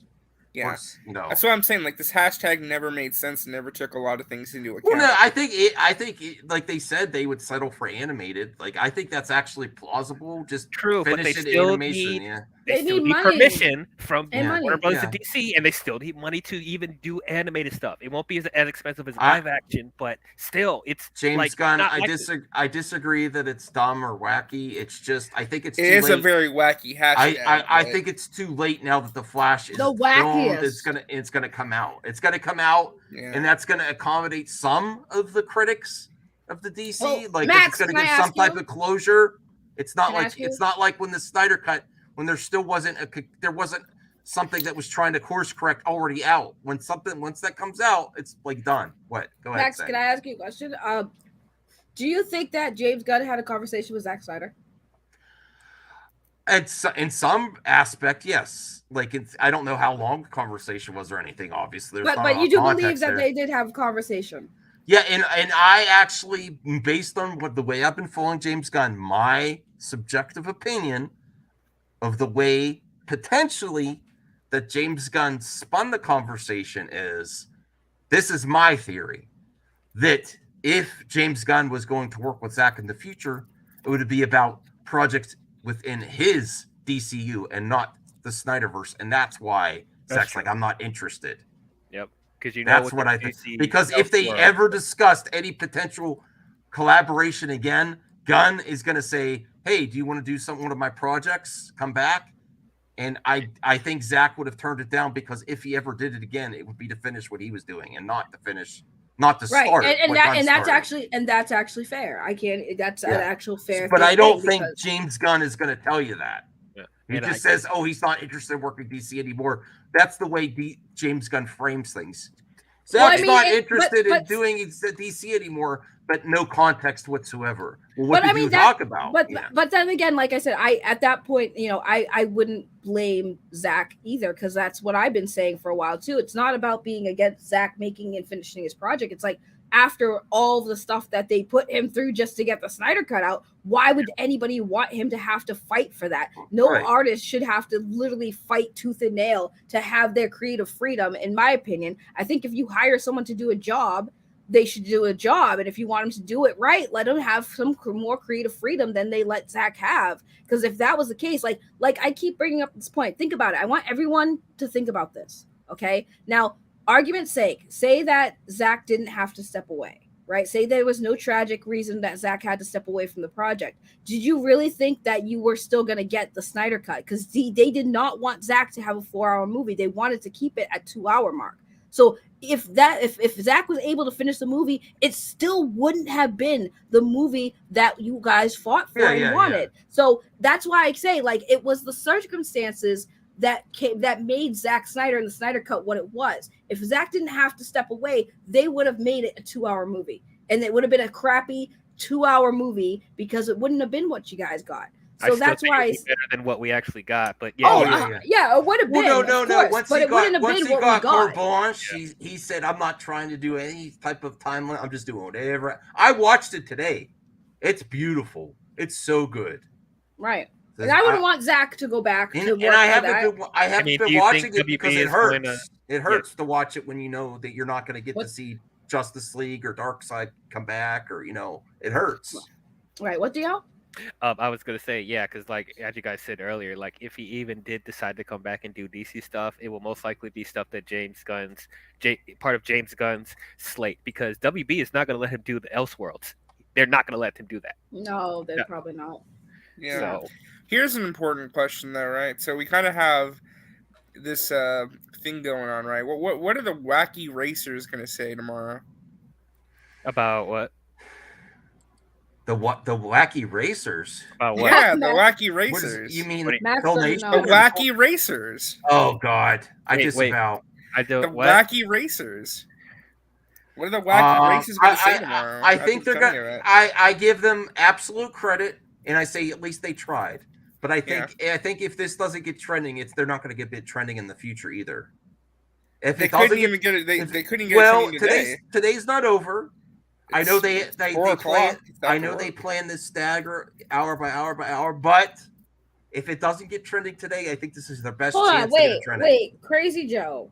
I love you, you know that. But when you're saying getting rid of Snyder, it's not like they got rid of him. He had a tragic thing happen to him. He had to walk away. They wanted Zack. They hired Zack to do the movie. The only reason why Joss Whedon even got it was because Zack had to step down. They didn't like get rid of Snyder. They I did. hate No, that. They probably were considering it because of the reception of Man of Steel and Batman v No, Superman. Right, they did actually. but here's fire my him, and thing. They did But that hold on, spinning in the news, yeah. Here's my thing. Right? Again, if he didn't have that tragedy happen, he would have done the movie. True, that's true. But You know the what I'm saying? studio probably So- would have forced him to do things, though. But either way, my point being is right. They That's were going what to I'm take them saying. off pretty much regardless. But I'm saying after that movie, yeah, they probably weren't going to continue because they already had the Flashpoint movie setting up, right? So I'm not disagreeing with that, but I'm saying that when we're sitting here talking about that they got rid of Zack, they were going to probably get rid of Zack. We could say that, sure, but initially with the Zack Snyder Justice League movie, they didn't get rid of him. He had to step down. I actually She's think right. if the passing of his daughter, which was a horrible thing, didn't happen, that you would have just got news that he was fired. But they Probably. did. But they It's did probably. damage control and brought in Joss Whedon anyway. Probably. If Probably. the reason it came out that we decided it because he couldn't finish is just spin because of the passing of his family member. And the reason why they And I let think him it come was- back to finish was because the situation was awful, what happened with Zack and his family, and they didn't want to look like the a-holes that they were looking like, because the fans were like, he wants to come back and finish it. He's mourned, he's grieved, and he wants to do it for his daughter. And they're like, we don't want to look bad. So we'll just let him do it just because we're going to move on either way. We'll just let him do it. We'll see how it goes on HBO Max. We'll make a few bucks and then we'll move on. The studios didn't want to look like assholes for not allowing a man who just lost a child to not be able to come back. It was an optics play. Yep, they didn't expect how good it was going to be. They didn't Right. expect that. It was an optics play. They didn't want to look like the a-holes who didn't let the guy come back and finish the movie after he had to leave because of his daughter. Yep. Now they look worse. They look worse. But like, why did you? Like, you got a better movie here. Why did you do this? Why did you do this? Even though I know Crazy Joe likes Whedon cut, and if you do, that's fine. But like, the majority of people, the people that didn't like Man of Steel and Batman v Superman, most of them were like looking at Zack Snyder's Justice League and was like, you know what? I didn't like those other two movies, but that one was pretty good. That was pretty good. But that's why it was very weird to me, because like they hired Zack to do the movie. And that's why I keep telling people, like, what if that stuff didn't happen? You would have got a 2-hour movie. It wouldn't have been the Zack Snyder cut. Like, don't get me wrong, an additional 4 hours. 4 hours is a long movie, but it was actually really good. But if that didn't happen, you would have got a 2-hour movie and you would have had a lot of scenes cut. And it probably would have been a little bit better than Joss Whedon's version, but it still wouldn't have been what the fans got after the fact. That's true. I still would have been mad if it just came out 2 hours. If Zack stayed, like, I'd still be mad because like that's ridiculous. A 2 hour Right. movie, yeah. Right. That's what I'm saying. That's what the fans need to understand. Like, all this stuff we talk about it. And it's like there's so many variables that people are forgetting that happened. And like I said, I mean, I would love to see Zack's story finished. I was very interested in that future scene, you know, that whole future. I love the future stuff, like that stuff. Those stories to me were always the best because you get to see where the characters grew and what they are now and what they look like. You know, Batman aged and looking all rougher and stuff. Like, it's cool, but you know, I get that they were planning on rebooting. I don't fault Gunn because Gunn is just stepping in and trying to clean up the mess of the old regime. That's true. And Gunn has a lot of things to work on, and it's not easy, and it's not going to be easy. And the fans aren't being very empathetic to James Gunn because it's like, listen, James Gunn couldn't take the job. Yeah, Gunn could do it. Could have just turned down the job and continued Guardians of the Galaxy. He walked away from Marvel to come to DC. Yep. So he, you know, so when you guys are giving him shit, it's like he walked away from Marvel. Guardians of the Galaxy Volume 3 is his last film with Marvel. He is exclusively DC now. So why wouldn't you guys want somebody who has a good resume to come and fix things? I have one additional topic since the panel's here that I really want to talk about. After seeing that trailer with Sasha Calle as Supergirl and how unfortunately now the Hamadaverse is also getting sidestepped. What are you like me? We'll get to RJ first. I want to see Batgirl so bad now. It was so great seeing it should have been released. And that how excited she was on Twitter. I want that for Leslie Grace as well. And I think they make decisions too fast. Like they should have just trashed that Batgirl movie. And now that I see the Flash trailer, I'm like, they definitely should have see what's going to happen with the Flash movie with Michael Keaton too, and then you have another project with Michael Keaton there, ready to go with another great woman superhero. I really think this is why I keep saying they keep jumping the gun. They trashed it too quick. Go ahead, RJ. No, they should have released the movie. I mean, here's the thing. It got the exact same test scores as Black Adam. And Black Adam came out and did what it did, okay? And Batgirl was inherently a lower budget movie. And you could argue Black Adam did as much damage to the DC brand as a Batgirl could have done. There was no reason not to release the movie. It was done simply for profit reasons and to save money. I don't believe there was a quality issue. I honestly don't. I think a lot of that was grandeur and posturing. I think Peter Safran, what he said, I think he was just saying that for PR reasons. I don't even think he really believes that deep down. They could have released this movie. They just chose not to. I think eventually we're going to see it, though. Some way, shape, or form, it's going to come out. One way or the other. Tax write-off, I don't know how that's possible. They would just pay back the money. Yeah. Well, I think they're going to pay back the money? You think that's actually going to happen? Considering how much of the tax break it is, yeah. I think Brendan Fraser is already setting the seeds for a groundswell movement the way he's been on the review circuit for The Whale and talking about it. There's been lots of interviews where he's like, this is great. I did a good, my whole thing is just like, again, it had the exact same test score as Black Adam. And it was a lot cheaper than Black Adam. So my whole thing is just like, people are like, whoa, it's a quality thing. The movie would have sucked. That's bullshit. Well, no, here's the thing. I don't care about Batgirl personally, but I don't care about Batgirl personally. Like, I wasn't psyched for it or interested in it. But I will say that I think that it was really sad that it got canned. All the people, all the workers, from the actors to the cameramen to the people who brought the freaking catering for food, you know, they all worked hard on making that movie. And because of that, that's the main reason I really think they need to release it, because it's just a waste. All that time, the time and money put into that for them to just can it. That's the main reason why I want it. They would have made their money back. On streaming or theatrically, they would have made their money back. Especially with The Flash coming out, and Michael Keaton was supposed to be in Batgirl, right? So that everyone, the reception of seeing, like the reaction of everybody who saw Michael Keaton back in The Flash, that would be something that probably people would want to see in Batgirl. That would have probably got people to go see Batgirl because Michael Keaton was back. So, I think they underestimated just how popular Michael Keaton was. I don't think they did though, RJ, because if that was the case, why use him in the first place? They knew bringing Michael Keaton back was going to get the fans excited because, like you said, Michael Keaton is the first theatrical Batman that's still around. I have to make sure to say that because I fucked up earlier when I said I forgot Adam West had a movie in the theaters. But Keaton is the first Batman on the big screen that they could still use, they can still get. So it's iconic. They knew what they were doing when they cast him in The Flash, you know? And yeah, see that picture, it's like so sad because it's like I want to see people who put their time and effort into making something to have it be seen. And now it's like sad that it's not going to be seen. Whether you were interested in it or not, now we won't know. I do think you'll see Leslie Grace's Batgirl again. I'm not sure when, I'm not sure where, but I don't think it's impossible one day. I'm telling you, one day it's gonna happen. You know what would be great? So. What if they okay, so let's say they were telling the truth. What if the Batgirl movie, I don't believe it. RJ doesn't believe it. What if it was bad? But now you get this buzz from Michael Keaton, and they are adding extra things. Wouldn't it be great if they put Leslie Grace as Batgirl at the end of The Flash as a cameo with Michael Keaton or with Supergirl? But the thing is, they're not going to do that. I'm saying that's where I'm like, they're making these decisions too quick before they're even seeing how their audience reacts. Like they already limited the possibilities, you know? Oh my goodness.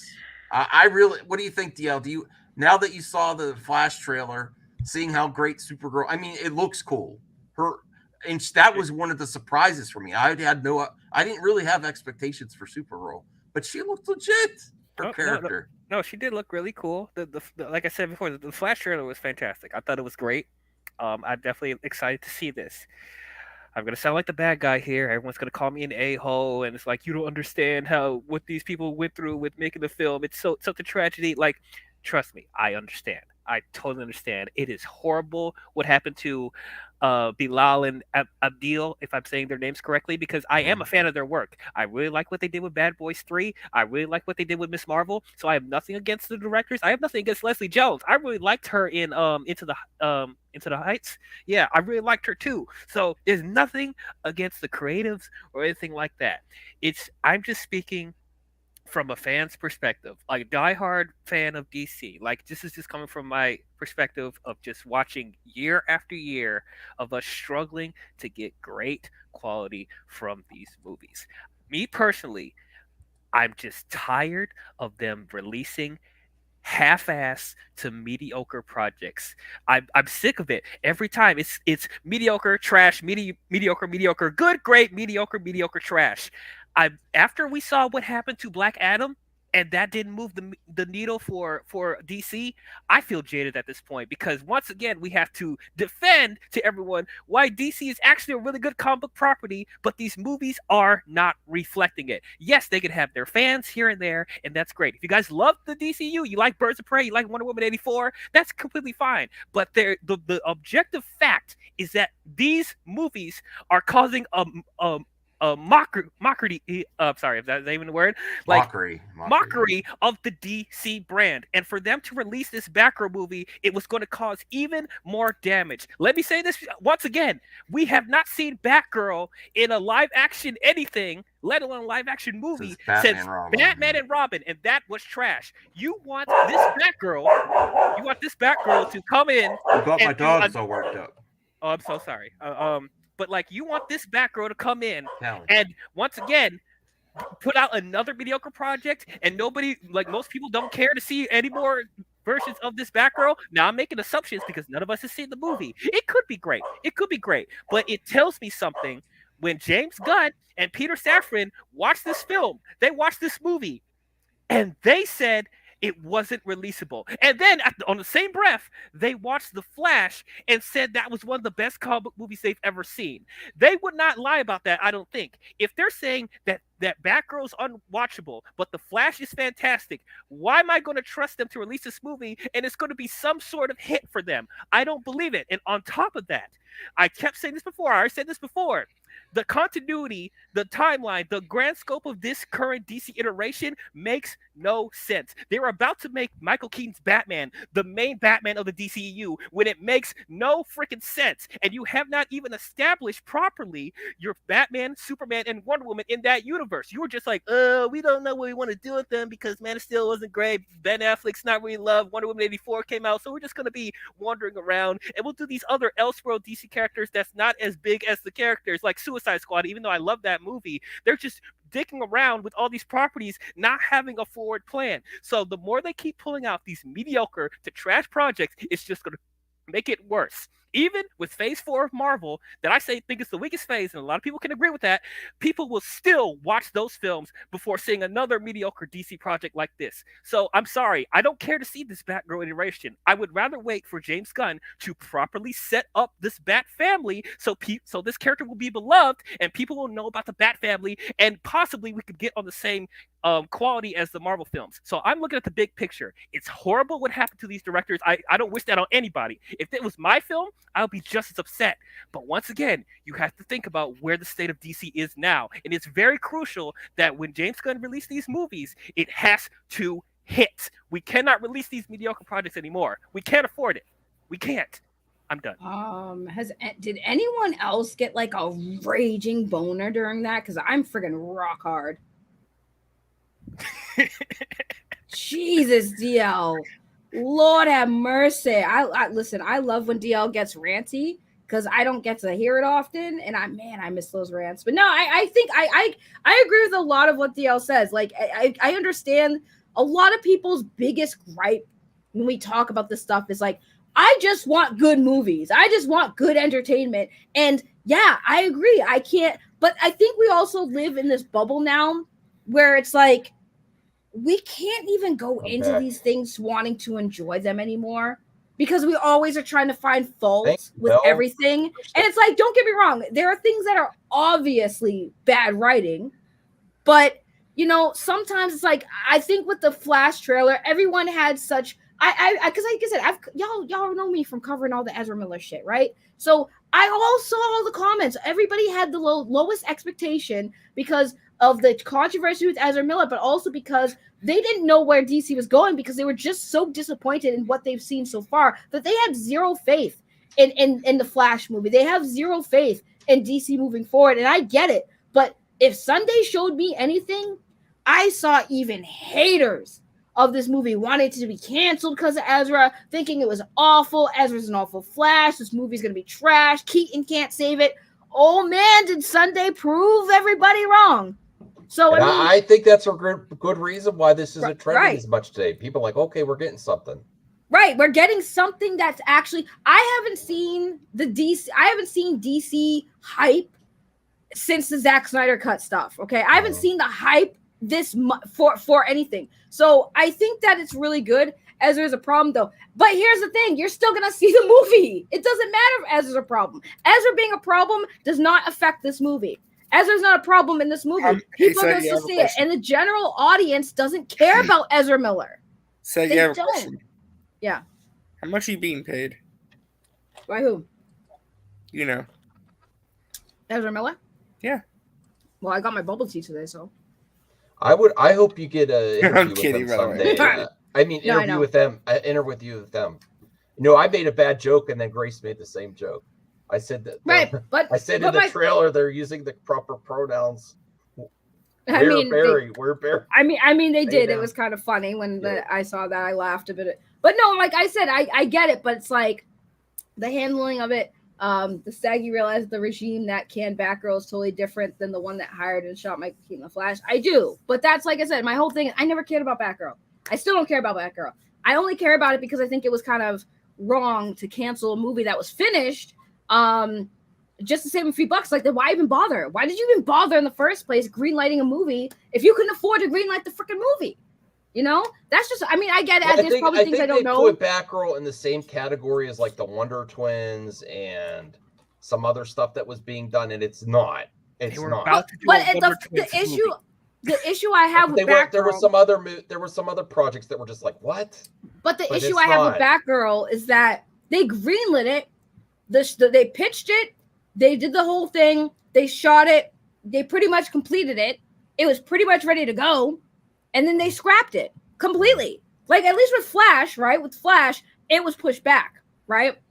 It was pushed back. They had to do a lot of edits and reshoots, probably because they were trying to rework the plan. They probably knew Gunn and Safran was coming in. They probably had the meetings to say, hey, Gunn, I guarantee you, and I don't know for a fact, but this is my speculation. I put money on it, though, that James Gunn and Peter Safran were offered the job. Then they had meetings to see if they even wanted the job. Okay, here's what we have. What can you do with this? What are your thoughts? Okay, XYZ, we can do this. Maybe we can rework that. How's that sound? David Zaslav says, sounds like money. Ka-ching. Okay, you got the job. So I feel like with the Flash was the movie that was the selling point for the old regime to say, hey, we're not doing well. We're going under. We're about to hit Marvel bankruptcy bullshit, right? So what do? Do we sell our piece to stay afloat, or do we find a company to apprehend us? Okay, we're gonna find a company to apprehend us. Hamada might have succeeded if it wasn't for the pandemic. I don't think so. I think the way that DC was going, because you guys were talking about it, the fans in the chat were talking about it. The issue with Hamada is that they, like DL said when he first came on, DC was all over the place. They didn't know what they wanted to be. They didn't know if they wanted to be like Marvel. They didn't know if they wanted to be their own thing. They didn't know what to do. Yeah, Hamada was trying to give some structure and do a slow burn build up back to crossovers. Flash was supposed to be the movie that finally set up a story that he wanted to do, but we never got it. We got to recognize these super chats, the Dark Lineal SC. Why do you sound like you're underwater? I don't know. Right. What I happened took to you? my Yeah, mask off. Yeah, like your Can mic you hear me quality better took a now? hit. I sound better with the mask on? Yeah, I think you did. I think you Okay. just might. Should the DC producers be suplexed out the window? Suplexed out the window? The window? Like what? Which producers are you talking about? Depends which ones. I don't know. Yeah. Thank you, Dark Lineal. And then, Belle Reeve super sticker. Appreciate that, Belle Reeve. Go check out her trailer reaction for The Flash. It was great. One of the best trailer reactions I've seen. Patrick makes a good point. Yeah, they were jumping around. And like I said, I understand the frustration from like, because I get frustrated too. That's why I never really got into DC movies, because it just didn't seem like they were all over the place. A new Batman movie, a new Batman. Like the stories seemed like they were all over the place, and they were. So I was never big into the movies at the time. Then I had to go back and rewatch it just so I can know the story leading up to the Justice League movie. Also, we have to laugh at James Gunn because this is actually Anthony Cheeseman, and he cannot change his title to his channel back. You don't do it with your main channel, bro. I know, because that's when I remember when I changed the PlayStation Whoa, podcast. did you just dox Anthony Cheeseman like that? No, he said I didn't. Oh, don't say that. He said it in the chat. He said it on the last. No, he said it on the last. By the way, Mercury is trying to dox the owners of the Flash Film News account. Oh, yeah, I saw that too. No. Yeah, I saw that too. No, Anthony said before, I can't change my screen name back. We love you, Anthony, but this is funny. Anthony, you can't change it multiple times. Like Is that Peter Griffin? Yes, I think that's a reference to me because I sound like Meg Griffin. Hi, Peter Griffin. Laser Pete? What the? They want you to shut up. No. A lot of people want me to shut up, but they still have found ways of doing it. Can I bring up something real quick? So I was kidding, Aaron. So Saggy, don't get mad, okay? But I'm just gonna bring something up during the Super Bowl, okay? My family watched the trailer, okay? My mom isn't into movies. My brother isn't into movies at all, okay? Dad didn't really care for it at all. I don't know. I don't think he's big on. He didn't care for Keaton. Nah, he's not big. He doesn't like Batman.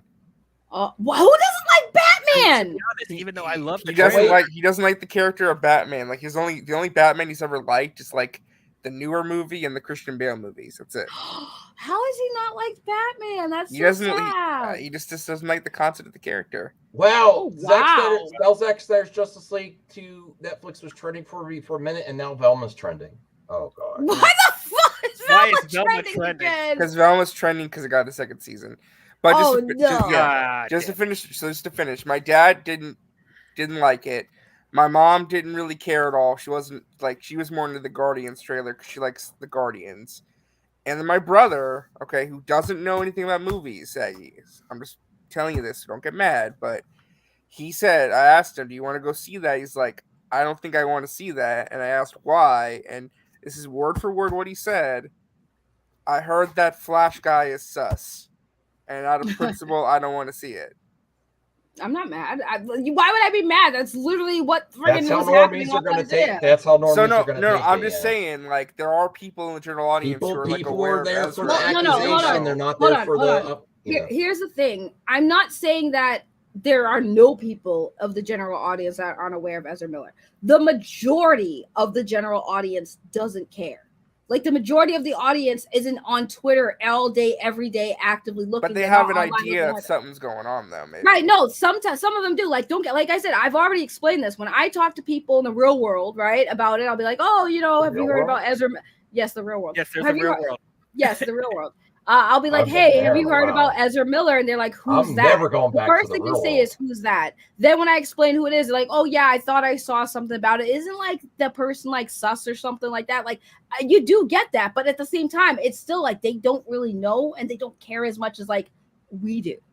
You know what I'm saying? That's the difference. Like, not everybody cares as much as we do. Like, yeah, your brother is the exception. First of all, I don't think you can consider your brother like he's general audience, but he's also your brother. And you talk to him. I'm sure you've talked to him about all the stuff that you do in your life because you are invested. So he probably has more of an insight on it through you, but to not be honest, I don't really talk to him about this kind of stuff because I don't know. I just don't. This is like the only outlet I have in my life. Damn, RJ exposing he don't have a brotherly love. Wow. I got brotherly love. I just don't talk about this kind of crap. But I have a brother that I talk to this stuff about, so he's aware of that. And also like Wakanda Forever, like he refused to watch the movie because he knows what happened with the Chadwick Boseman and erasing his character. So, and as far as Ezra Miller, he's like, I don't know if I want to see it because of what he's been doing or whatever. So, or what they have been doing. I'm sorry, let me use the right pronouns. But like, yeah. So yeah, there's a good amount of casuals that may not know about Ezra, but then there's some that are kind of aware but don't know every little detail about it. And Right. They just know like what they've heard. And again, it's not like I said. Yeah. The thing is, like, even though that's the case, you have to also look at the people who do know about all of the Ezra stuff, right? And who have been following it and who do believe Ezra's a crazy person or whatever. Once they saw that trailer, all those feelings went out the window. So like I think that it's very weird when we're doing this whole thing. Like I get it how people feel about Ezra. I'm not here to change anyone's mind. But overall, it's people are now separating Ezra from the project, and I'm starting to see that. Like I said, we talked about this. Certain planets who are literally dragging Ezra and had some of the accusers on this channel now super excited to see this movie that's going to give Ezra Miller money. So people throw their morals out the window a lot of the times when it comes to things that they want to see. You're right. I mean, how many people have been calling James Gunn since James Gunn's parody accounts in chat? How many people have been calling James Gunn a P word, but still have seen every Guardians of the Galaxy movie? Exactly. Yeah. James Gunn's a P word. He's disgusting, but yeah, their morals. It's literally like it's like a fake outrage, right? Like we're gonna be outraged. F James Gunn, he's a P word, but I can't wait for Guardians of the Galaxy Volume 3. You know what I'm saying? Like that's just what the world we live in now. No one generally cares about half the crap. Now your brother being part of the general audience, I believe him when he says that. I believe your brother when he says, I heard Ezra Miller's sus. I'm not going to go see the movie. I believe him. That's genuine. But 90% of the internet that is saying that will still go see The Flash. Damn well knowing to be honest, he's probably going to see it only because I'm going to drag him to go see it, probably. So, I mean, that's fair too. But that's what I'm saying. Like a lot of people don't care about morals. It's all just noise and wanting to feel like, oh, I'm disgusted by this. I disavow. But they'll go see the movie. They will go see the movie. I mean, I'm gonna go see it, even though like I wasn't planning on seeing it initially because one, I don't think it's right to punish everyone working on it over one thing, and two, if I don't see it, well, that's part of that. I mean, listen, that actually was a serious thing because like the mistreatment of natives. I never make fun of you for it. It's others. on the Watch Squad. James Gunn, that's not entirely true. The general public doesn't even know who Flash is because the Flash TV show's been out for a long I like how you're time. calling him James Gunn instead of Anthony Cheeseman. I'm calling him what I see. Don't judge me. Don't come for me. I would never say Anthony's last name if it wasn't in his screen name before, because there's also multiple. It's not his real last name anyway, probably. I don't know. But it's just funny. He's like, damn it, I can't change my name back. And now he's just. By the way, Saggy, I have a question. Mm-hmm. This is the stream for tonight. Oh my god, this conversation is so stupid. No, what RJ? Which one? This is why I see what everyone's talking about the DM groups, and I'm like, I'm not talking about this DM group. I'm going to talk about it on the live stream. It's so dumb. It doesn't matter what a movie's rated. It just matters if it's good or not. Who gives a shit? Yeah, about do you the think? rating? Yeah, again, do you think Well, they're don't going to make spoil a the- rated R Blade don't movie? Do spoil- you really think that's going to happen? Do you Don't really? spoil think it for All tonight. right. Actually, I had one more thing Artie, to you do got a today question. on this stream. I was gonna ask, do you read comic books at all? I haven't in a while. You should read Supergirl Woman of Tomorrow. I think you'd like it. I might hit up a comic book store and find it. I got a nice comic. Why don't you go to the book comic book store? Just go to the library. Saggy Melons, woman of the internet. Yeah. Seriously, the No, library. I The don't wanna library's been a discuss this. godsend, man. I Go to don't your like the local real library. world. I haven't been back to the real. I go to the real world to buy groceries. Yeah, Yeah, you RJ's stuck in getting the a Matrix. Why do they say I'm in a swimsuit? This is how I sound without my mask. Listen, you can sound y'all like can you're y'all stupid, stop I know. giving RJ the hardest time, please? I've been seeing RJ getting shitted on in comment sections and chats. Oh lately. no, not her. Let's Not be her. nice to RJ. He's not that bad. He's not that bad. I'm not. I'm Actually, not. very I don't know. good. People treat me like a Karen Antichrist. I don't know. It's weird. You've been getting dragged lately, RJ. I'm starting to feel bad. Like I can't even be mean to you because like you're getting dragged right now, and I'm like, y'all leave RJ I alone. don't He's not a understand. bad person. What's the I beef love with him? RJ. I'm not gonna watch this whole thing. I just want to hear her initial and at the end. Y'all stop bullying I'm RJ. not gonna watch this Anthony, whole thing. Just Anthony Beltry. just stop after like the section where it talks about King versus Ant-Man, and then jump to the part that says, "Should you see this?" Yeah. Okay. Oh boy. Welcome to my non-spoiler review for Quantumania, a movie. A lot of you guessed correctly. I asked you in my business video to guess whether or not I liked or disliked the film, and the truth is that I'm somewhere in between. I'm kind of leaning towards dislike, but there's some stuff. Dislike. Oh. I knew it. Wait, hear her out though. Wait, hear her I out. like so much. I feel bad about how it all shook out. It's a little bit like the multiverse of madness reaction I think a lot of us had, although there isn't something as Kang is unfortunately no Wanda, and he really needed to be. Kang's not done, so hopefully he'll get there, but it won't be under the stewardship of any of these people. Oh. All right, so anyway, I really love the first half. Great first half. Yep. Maybe first third of the movie. It's hard to tell exactly where it went off the rails because because it got really, really bad. It got really bad. So, oh no, Yep, RJ. that's all that matters. That's all that Yeah. Let my queen speak. Well, yeah, I was gonna mention people are saying Queen. like the third act of this movie is like really bad. Really? So, I don't know. Yeah.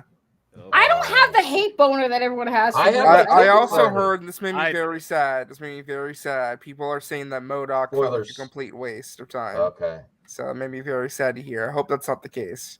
I'm So I the am only looking one forward that to during it. the part that I liked, I was all ready to tell you that you had to see this movie. I was like, oh my God, the levels, the nuance. I'm so impressed. Like the Janet and Kang scenes are like amazing. It's like you're watching an acting class. That's how good it is. I'm like, in a Marvel movie, no less. Although, of course, Well, it's good to hear. Those are good. Angela Bassett, preach, right? She's doing an amazing job. She's going to win that Oscar. I'm gonna say this: nothing could be as bad as Wakanda Forever for me. For that, But that was a good movie. I did not like Wakanda Forever. It was just That was a good movie, though. All right, get him out of here. I Get him out of here. I wasn't the biggest fan of Wakanda Forever either, but I don't think it's bad. It's not a bad. Like, listen, you may not Get like Max the out of here. No, here's the thing. You may not like the story of Wakanda Forever, but it's not a bad movie. Like, Wait, you hold can't on. call it Wait, bad. RJ, hold on. Max, was it because there is too many morally good black people in Wakanda Forever? no. It was because the Really? underwater stuff Really? sucked. DL, did you He's get like- the reference? Are It you looked like kidding me? I mean, I started to see. Okay, Ryan Coogler's a great director, but he has some flaws with expansive environments like underwater and the action. It just like the first Black Panther was so good when him and Killmonger were fighting and vying to be king, and there was such intensity. And then when it got to the suited Black Panther stuff, it was a letdown, like with the rhinos and stuff. And it just was not good. I wasn't being serious about I'm the always morally good serious. Black people. Yeah, we know you are. I was not being serious about the morally good Black people. That was a Ryan Kittle reference. Yeah. Namor, I think he was great, and I think he deserved better. Yeah. I bet he deserves to be in a better movie. Let's see what Greg says. Hashtag recast T'Challa. Let's go. I actually like that part. I like that there's a young T'Challa, and that is. I'm not getting into it. That is passing on the mantle. Deal with it or not, recast T'Challa crowd. Just play the video. They win that Oscar. These days, who knows what's going to happen with the Oscar, even though she's won every other trophy. But anyway, I mean, not anything as powerful as the speeches they gave Angela Bassett, but I think they were impressive in the quietness of the scene. It was just so good. So I kind of want you to see the movie just to see those scenes, and you're just going to have to sit through the rest of it, which is a lot of what it's like going to see franchise movies these days. So anyway, I went from thinking I was going to tell you that you had to see this movie to admitting that you don't really need to see it at all. And I think that what's even more disheartening is that it seems like kind of pretty damning evidence that Marvel is not fixing the problems that I think a lot of us, since so many of us have identified the issues, we're like, we're trying to help you, man. Let us help you. And the fact I actually think that those movies are great, except for Thor: Love and Thunder. Eternals is even good. Spider-Man No Way Home, Shang-Chi and Spider-Man No Way Home are awesome. Yeah, those are like those diamonds in the rough. To be fair, she did like Shang-Chi. She did like Shang-Chi, but I think that's really the only one she like really, really liked. So, well, James Gunn says Black Panther 2 is the best movie of Phase 4. Yeah, actually, Max, you should probably stop like after the Star Wars Rebels thing, because that's when she gets out of her negatives and gets the stuff she likes. I don't want to, Well. I at least want to hear what. I mean, I don't understand how Marvel. I mean, maybe they said they plan so far ahead. Perhaps they're so far ahead that to course correct, we wouldn't see it for months, if not a year, which is kind of sad to think about as well. But I think that they have, like, for instance, you have a script here that is crushed under the weight of having to juggle too many characters and get too much done in a single movie, which stems from Easter eggs. Now, I'm a big proponent of Easter eggs. I love Easter eggs. They are crucial to this. Yeah, she Karen's out if there's not enough Easter eggs. Like Andor. Success of a blockbuster movie these days. But it's not enough to just show us an Easter egg. You have to truly give us the Easter egg. And with this movie, a lot of the recent Marvel projects, I feel the Easter egg slipping through our fingers. I'm like, I want that, but did you really give it to me? I feel like it's not connecting. This movie's trying to do 2 Ant-Mans and the Wasp. You're like, why are there 2 again? The Young Avengers, they're trying to tease Young Avengers. The Quantum Realm, we're exploring the Quantum Realm. Introducing Kang officially. Bringing back David Dastmalchian. I didn't even know that was him when I watched the movie. And on the red carpet, they were like, this is actually kind of spoilery. No, they announced this already, Max. It's okay. She's not saying who he's playing. We love David Dastmalchian so much that we shoehorned him into this movie in a role that is not that funny. I mean, I got some chuckles, but it just takes up space. It's pointless. And you're like, if you're bringing back people, that are beloved from the franchise, where's Michael Pena's Alien? I don't even know if you call these. No, Michael Pena is a major problem. And I was that's like, a problem. Yeah, why?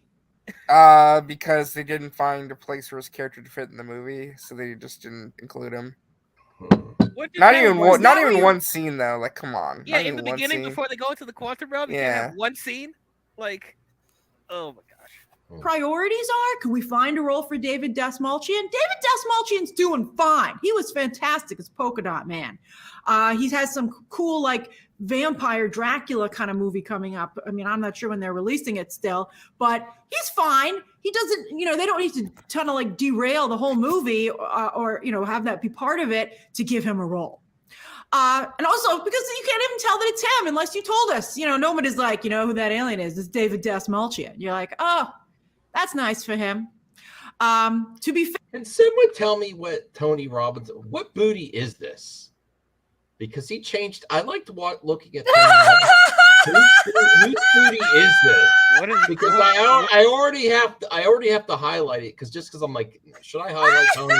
Are you serious? Are you serious, Max? I don't know whose booty that is. Are you serious? Why are you derailing the stream to point out? I don't know why Tony Robinson changed his icon to a Man, booty. I don't recognize his He booty. changed his icon days ago, and you're only asking now. No, I mean I feel Tony. Yeah, that booty looks different. That booty looks suspicious. Because Tony's been a channel viewer for so long, and now I feel weird highlighting his comments because every time I do, there's just this luscious booty.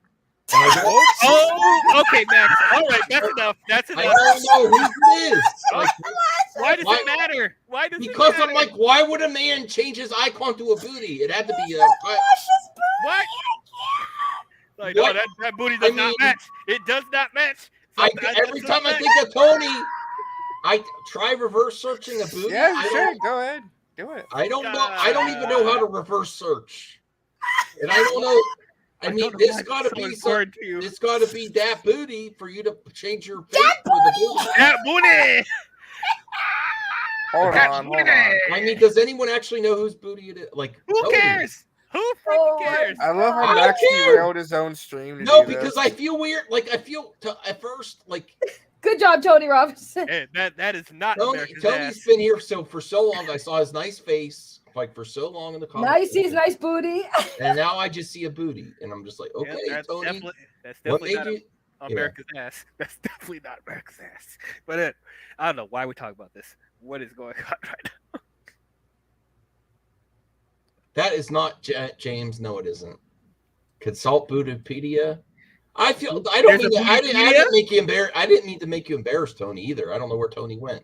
There's a Bootypedia. Please. I love you, Tony. I love you, Tony Robinson. Oh, luscious booty. I apologize now. I think Tony left. I apologize. I didn't want to embarrass her or anything. Good job. You made Tony feel some type of way. Now he's hiding and crying from it. Play the video. Okay. Oh, poor Tony. Hold on. There's an issue here. What? I did reverse image search. Mm-hmm. Absolutely nothing pops up. So that is a brand new picture of something that's never been on the internet before. RJ, why are you instigating this? You didn't need RJ, to you do really that. looked it up, bro. I looked it up. You didn't need to do that. RJ sus. I'm just letting you know, like that's like something like I might be his girl or something. I don't know, but that's not anything that's on like the internet. Tony! You can easily find. Whose booty is it? Look, I'm a booty guy myself, but I don't care about knowing this guy. That's definitely a porno booty. You think? How do you know what a porno booty is? Because the quality of the video of the picture, it's like from a still shot from a video. That's definitely a porn scene. It's got me shook. I'm like, what the hell? That's definitely for porn. Tony, watching porn. Show your search history. Hey, corn. Whose booty is that? You gonna clip this segment, Max? I might. The whole thing. We're gonna talk about some booty. Well, I mean, I wasn't highlighting his comments for a few days. I was like, okay, maybe he'll change it back. And I'm like, no, the booty is staying. Like, okay. I thought Tony Robinson was going to bring back his image, you know. He did in the shape of a booty. All right. I guess we won't find out. He's not talking. He's not talking. He's not saying again. Poor choice of words. Cocking after booty. I said talking. Talking. Talking. Let's get back to Grace. Okay. Let's get back to Grace. Fair, I feel, he did speak about this helping pull him out of a very dark time in his life, and I'm glad that helped. But couldn't he maybe do a set visit? I mean, it's a balance. You have to strike the right balance. Now, we're supposed to be introducing Kang here, which starts out, again, brilliantly, but then turns into a disaster. You thought Kang was silly and Loki? Oh, you ain't seen nothing yet. And I defended his Loki performance. Oh, I defended it hardcore. I was like, this is a great performance. This is this version of Loki. I mean, of Kang. It's fascinating. I love the nuances of it. I love the layers. But now I'm like, I heard a couple of other people who saw the movie. They get Taika Waititi for this part of the movie? Let's hope not. No, I think she's just saying that Kang feels a lot more over the top and sillier than she would have liked. I guess. I don't know. Uh-oh. Because it looked like he was playing it straight in the trailer, so that's very surprising to hear. Maybe. Well, I don't know though, because I think maybe he gets like more bombastic at the end. I don't know. Oh boy. We'll see. Like myself, and kind of like the word around, back channels is that, and I use this word to describe No Way Home, which made a ton of money.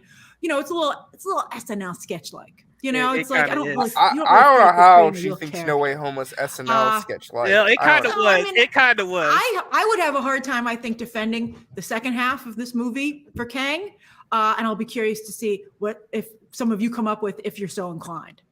I feel bad because I love Jonathan Majors, as you know, and I don't think this is going very well. So also on that note, whose idea was it to make Kang's first big battle be against Ant-Man?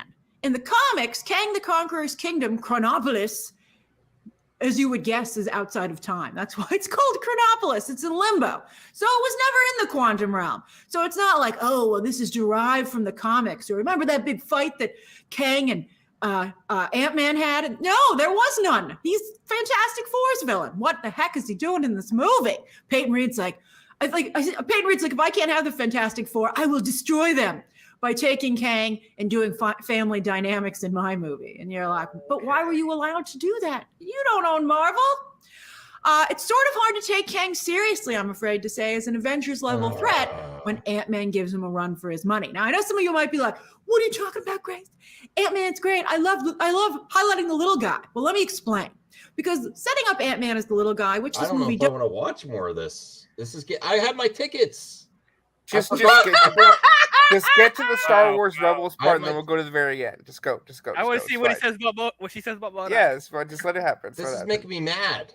Just let it happen. It's a wonderful sentiment, and I think it's very well expressed in this movie. But he should not be able to go up against Kang in round one. The reason Scott Lang was so well used in Avengers Endgame is because that was the final round, and he was an unexpected last-minute Hail Mary solution that presented itself, like where you would never think it would come from. And that's why it was so great. It doesn't work in round one. It would only work, I think, if it was quieter. If this was more about just introducing Kang instead of making him a traditional villain in a Marvel movie. And boy, are we tired of that, because I don't think it's ever really worked. I think Marvel doesn't have a great track record with villains. Even Thanos. I mean, he did a lot, but I don't think the character himself ever really hit. Yeah, he's an idiot. So I think that, again, the first part where you're just dealing with the emergence of Kang and you don't really quite realize that he's a threat for sure just yet, and Kang existing in that gray zone where you're like, is he a bad guy? He's so charismatic. He seems very nice. I like that version of Kang better than when he goes full Saturday morning cartoon in the second half of the movie. And it just starts to become ridiculous, and I think undercut Kang as a long-term villain who's supposed to be setting up quite a few movies. In my first reaction video, again, that business discussion, I said, who asked for an entire movie set in the quantum realm? Certainly not me. I asked for that. But after I filmed that, I attended the Quantumania press conference. And I love doing the press conference and interviews sometimes because you talk to the filmmakers and you discover things that they were very well intentioned and had very good ideas. And you're like, oh, that didn't pan out. But now that I see where you were coming from, that's actually very interesting. And I wish that it had panned out. So this is what happened in the press conference. So Paul Rudd said that during, pre-production, he was looking at some of the concept art that they had for the upcoming film. And he was blown away by the worlds that they had created, for how the quantum realm was going to look. He's like, wow, what you guys dreamed up here is incredible. And then he said he was told that actually those were real microscopic images of what it looks like when you zoom in at that level. And that was real. He was looking at real images. And you know what that reminded me of? Remember this picture from the end of last year? What? A face. Yeah, it's that picture of the ant. Remember the ant? Yeah. That everyone was about talking what about? an ant really looks like up in a close-up. Like when that story broke, a friend of mine was like, this is what an ant looks like up close. And she was like, and I was like, that's ridiculous. Stop joking with me. And then I saw the picture and I was like, oh my God, that is what the ant looks like. That was a perfect impression. And this is Ant-Man. I guess that was too close to the movie being done. They're like, now you show us what an ant looks like up close. When we're at the end of, hey, Marvel's VFX artist says they have a history of changing things at the last minute. And I would have been like, stop the render. Look what just came out. So, I mean, I think, when you see that, you go, oh, maybe it would be kind of interesting to go into the quantum realm and to see what it's like down there. And I bet you it's not all Wizard of Oz, Spy Kids, and Star Warsy. I mean, Oh, no. Is this it? All right. Just do that. And why are there humanoid beings down in the quantum realm besides our heroes, villains, and anyone else who might have gotten stranded there? I'm like, people live down here? That's ridiculous. I mean, unless you can show me a photo of people being like, hey, in real life. I mean, I just think there's so many other more interesting things to explore. Some of the characters they dreamed up here are Guardians of the Galaxy Star Wars types that look like they were directly lifted out of those recent films, which is very odd to me. And then others look like Mad Max Fury Road and Dune Rejects, which is also very odd to me. I'm like, can you guys just pick something to rip off and stick to it? And they're like, just let it go. Just let it go. Just let it go. It's so cool. Those things are cool. The broccoli guy and this girl. Yeah. Yeah, like we're. I mean, maybe they thought if they. What's that? Oh, I'm just saying we're over 10 years in the MCU where we've seen a whole bunch of ridiculous and bombastic stuff, but this is crossing the line. This is crossing the line. Okay, all right. Is she really a comic book fan? Is she really a comic book fan? I don't understand. I want to see some cool stuff. Saggy, don't you want to see some really cool stuff in this quantum realm? What are we still talking about, Ant-Man? Oh my god. Saggy's bored. Yeah. I'm playing my phone game. Oh. They diffused it, we wouldn't notice. And I'm like, no, I can just, it's like, you know what it's like? It's like Space Jam 2, and they had all the Warner Brothers characters together. You're like,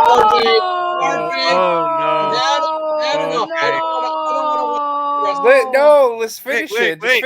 Just finish it. Let her make the point. This is just like a ton of Disney franchises and you just mushed them together. That's what the quantum realm is. I'm like, did you guys just zoom in on the Disney vault? And they're like, maybe. But what's the point of a quantum realm rebellion, right? Especially when the movie steals the exact, I don't want to spoil the ending, but let's just say it borrows heavily from The Rise of Skywalker and Andor, which again are both Disney properties. So it's like, stop ripping off yourself. I know you guys own everything, but I think that gives you, with great power comes great responsibility. Don't rip yourself off, man. Now, I did say that I like some stuff. Whatever happened to that? All right, so the family element is really well done here. You can skip this. Go to MODOK. I want to see what she's about. I don't want to see MODOK. I just want to see, should you see it? All right. No. I want to see MODOK. MODOK. There we go. So how about MODOK? You want to feel bad for somebody. Part of me even wonders if this is like the revenge of the VFX team, because there's a running gag throughout the film about how everyone who sees MODOK can't believe how gross he looks and that this happened to him. The first time they see him, it's a running gag. Everyone has a bad reaction. But you can't laugh at it because you don't believe that you're looking at something that's real. It's some of the worst VFX in a professional film I've ever seen, if not the worst. I mean, not counting, when VFX were still evolving. You just don't believe for a second that there's an actual being. Now that thing down there does look bad. It just is very distracting. But I honestly wouldn't have brought this character to. Why not? MODOK's cool. Is he? I think he's cool. I mean, he's a cool little character, like as a side villain. Yeah. I mean, we're so well, far. Should everything in the comic, every character make its debut in live action? I don't think so. Not everyone, but MODOK can work just fine. Saggy, what do you think of this thing in the bottom? Nightmare fuel? Or Saggy's done. Yeah, she's gone. In there. You just don't believe it. They also did a little bit of a baby hand gag, and I was like, that's from Deadpool. You can't do the baby hand gag after Deadpool did it. Again, technically, it's your own property. And also, why is MODOK even in this movie? He was never in the quantum realm in the comics. He never had any stories with Kang, and he doesn't have any real history with Ant-Man either. So what is he doing in here? Except being wasted.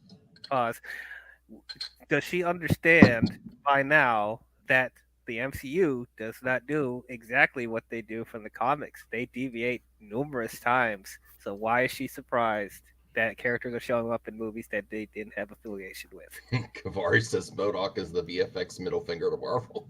I mean, we will not crunch. Yeah, that is We sad will though. not that crunch. This is the second person who said that MODOK was wasted. I'm very sad and concerned. Yeah, I am concerned. I am concerned. For sure. All right, let's finish it with the should you see this so we can move on. All right, let's just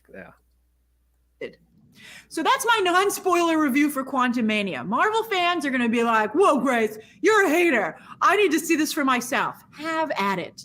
Go ahead. You know, and some people probably still won't admit the problems that it has, which I think isn't doing anybody any favors, because we still all love Marvel. We're still heavily invested in this world. That's why we want it to be better, because we love it and we know it can be better. And these are actually, to be honest with you, very simple things to fix.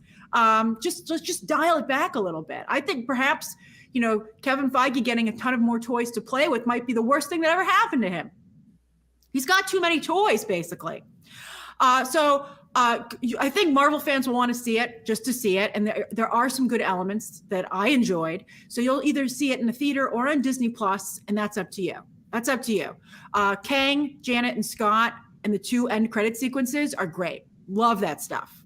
They didn't show us the movie in 3D. And anyway, I have a strict rule about not seeing movies in 3D unless the studio shows them to us in 3D. But I wouldn't go and see them in 3D in a theater if they're not filmed in 3D. And this movie was not filmed in 3D.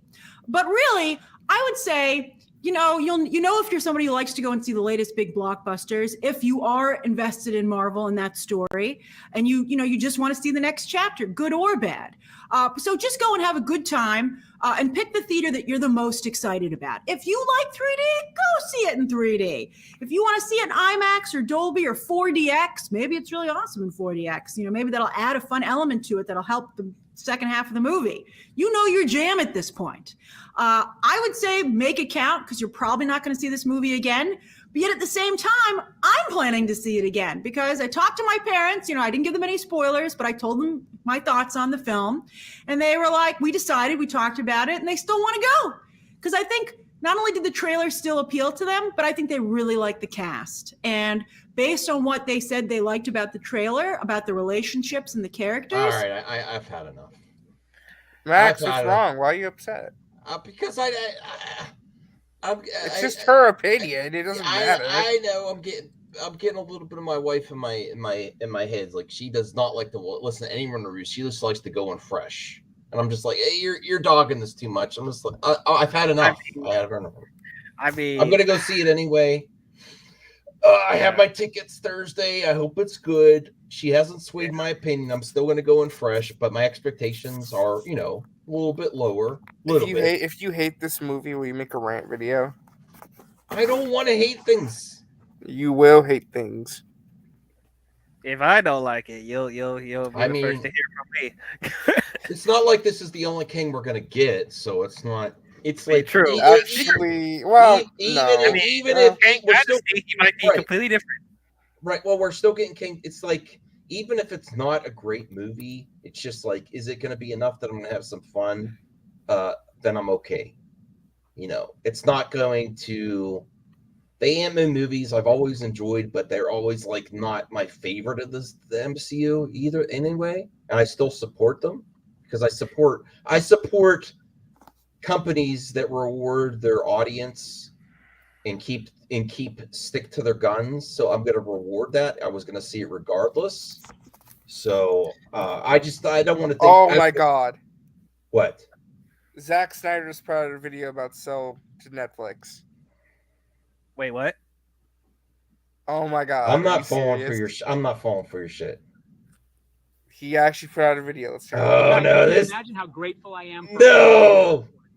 Believe me when I say that I would love to continue the story of our version of the Justice League. It should not be done. Of Man of Steel 2, the Batfleck movie, and so many other great movies. We just need to convince Warner and DC Comics to let us continue the Snyderverse on Netflix, who, by the way, is very on board, and they would love to help us. Pause this, RJ. Pause this. Now, I support people's right. This is Zach. This is him talking to you. The fans. I've seen I've seen Henry Cavill stuff too. I think this is taking it too far. Don't use another person's voice. You are a troll. You are a troll, RJ. You absolutely are. This is the message from Zach. He was No, delivered to us. You are a troll. Is this the same people that made the Henry Cavill one, or is this actually haters making fun of it? Some dude named Comic Stream. No, this is too far. This is across the line. It's clear that Snyder looks like a painting in here. Don't It's very use clear. other people's voice to add to this, and do not support. I don't like this at all. They could hashtag all they want, but don't make. I agree with this. This does feel wrong. Yeah. Using someone's voice and like Yeah. this. No. That's too far. That's too far. Yes, Senior Nerd, that's too far. Don't use someone else's voice. Shut when you think about it. Oh, come on, don't stop that. That's too Right. far to me. That's Okay. don't use other people's voice to. It's getting been real going too creepy. far. It's to be really honest, bad Zach. because I looked away at the screen for a minute and I heard that voice. I'm like, no, that can't be Snyder. No way. And then I look back, I'm like, oh, you Look at James. bloody troll. Look at Anthony. Yeah, using someone like this is wrong. But that's not even a parody though. It's not a. I guess it's subjective, but see, Anthony's doing a parody, whereas that is actually trying to, embolden people to do things. Yeah, it's very clearly fake, obviously, but they even used his voice for that stuff that Matt Jarbo's obsessed. Is Zaggy back yet? No. Nope. Sheesh, how long does it take? How long does it take you? Are you doing a Matt Jarbo in there or something? Breaking plungers? What's a Matt Jarbo? The plungers don't make it, is all I'm saying. Oh boy. All right, I think that's going to end it. Okay. Okay? All Thank you for watching my solo stream. Is it a solo stream? It is now. This is in your head. We are the voice.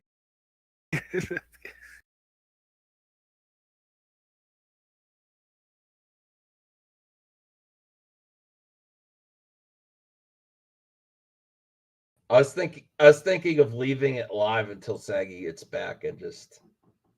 You should do that. That'd be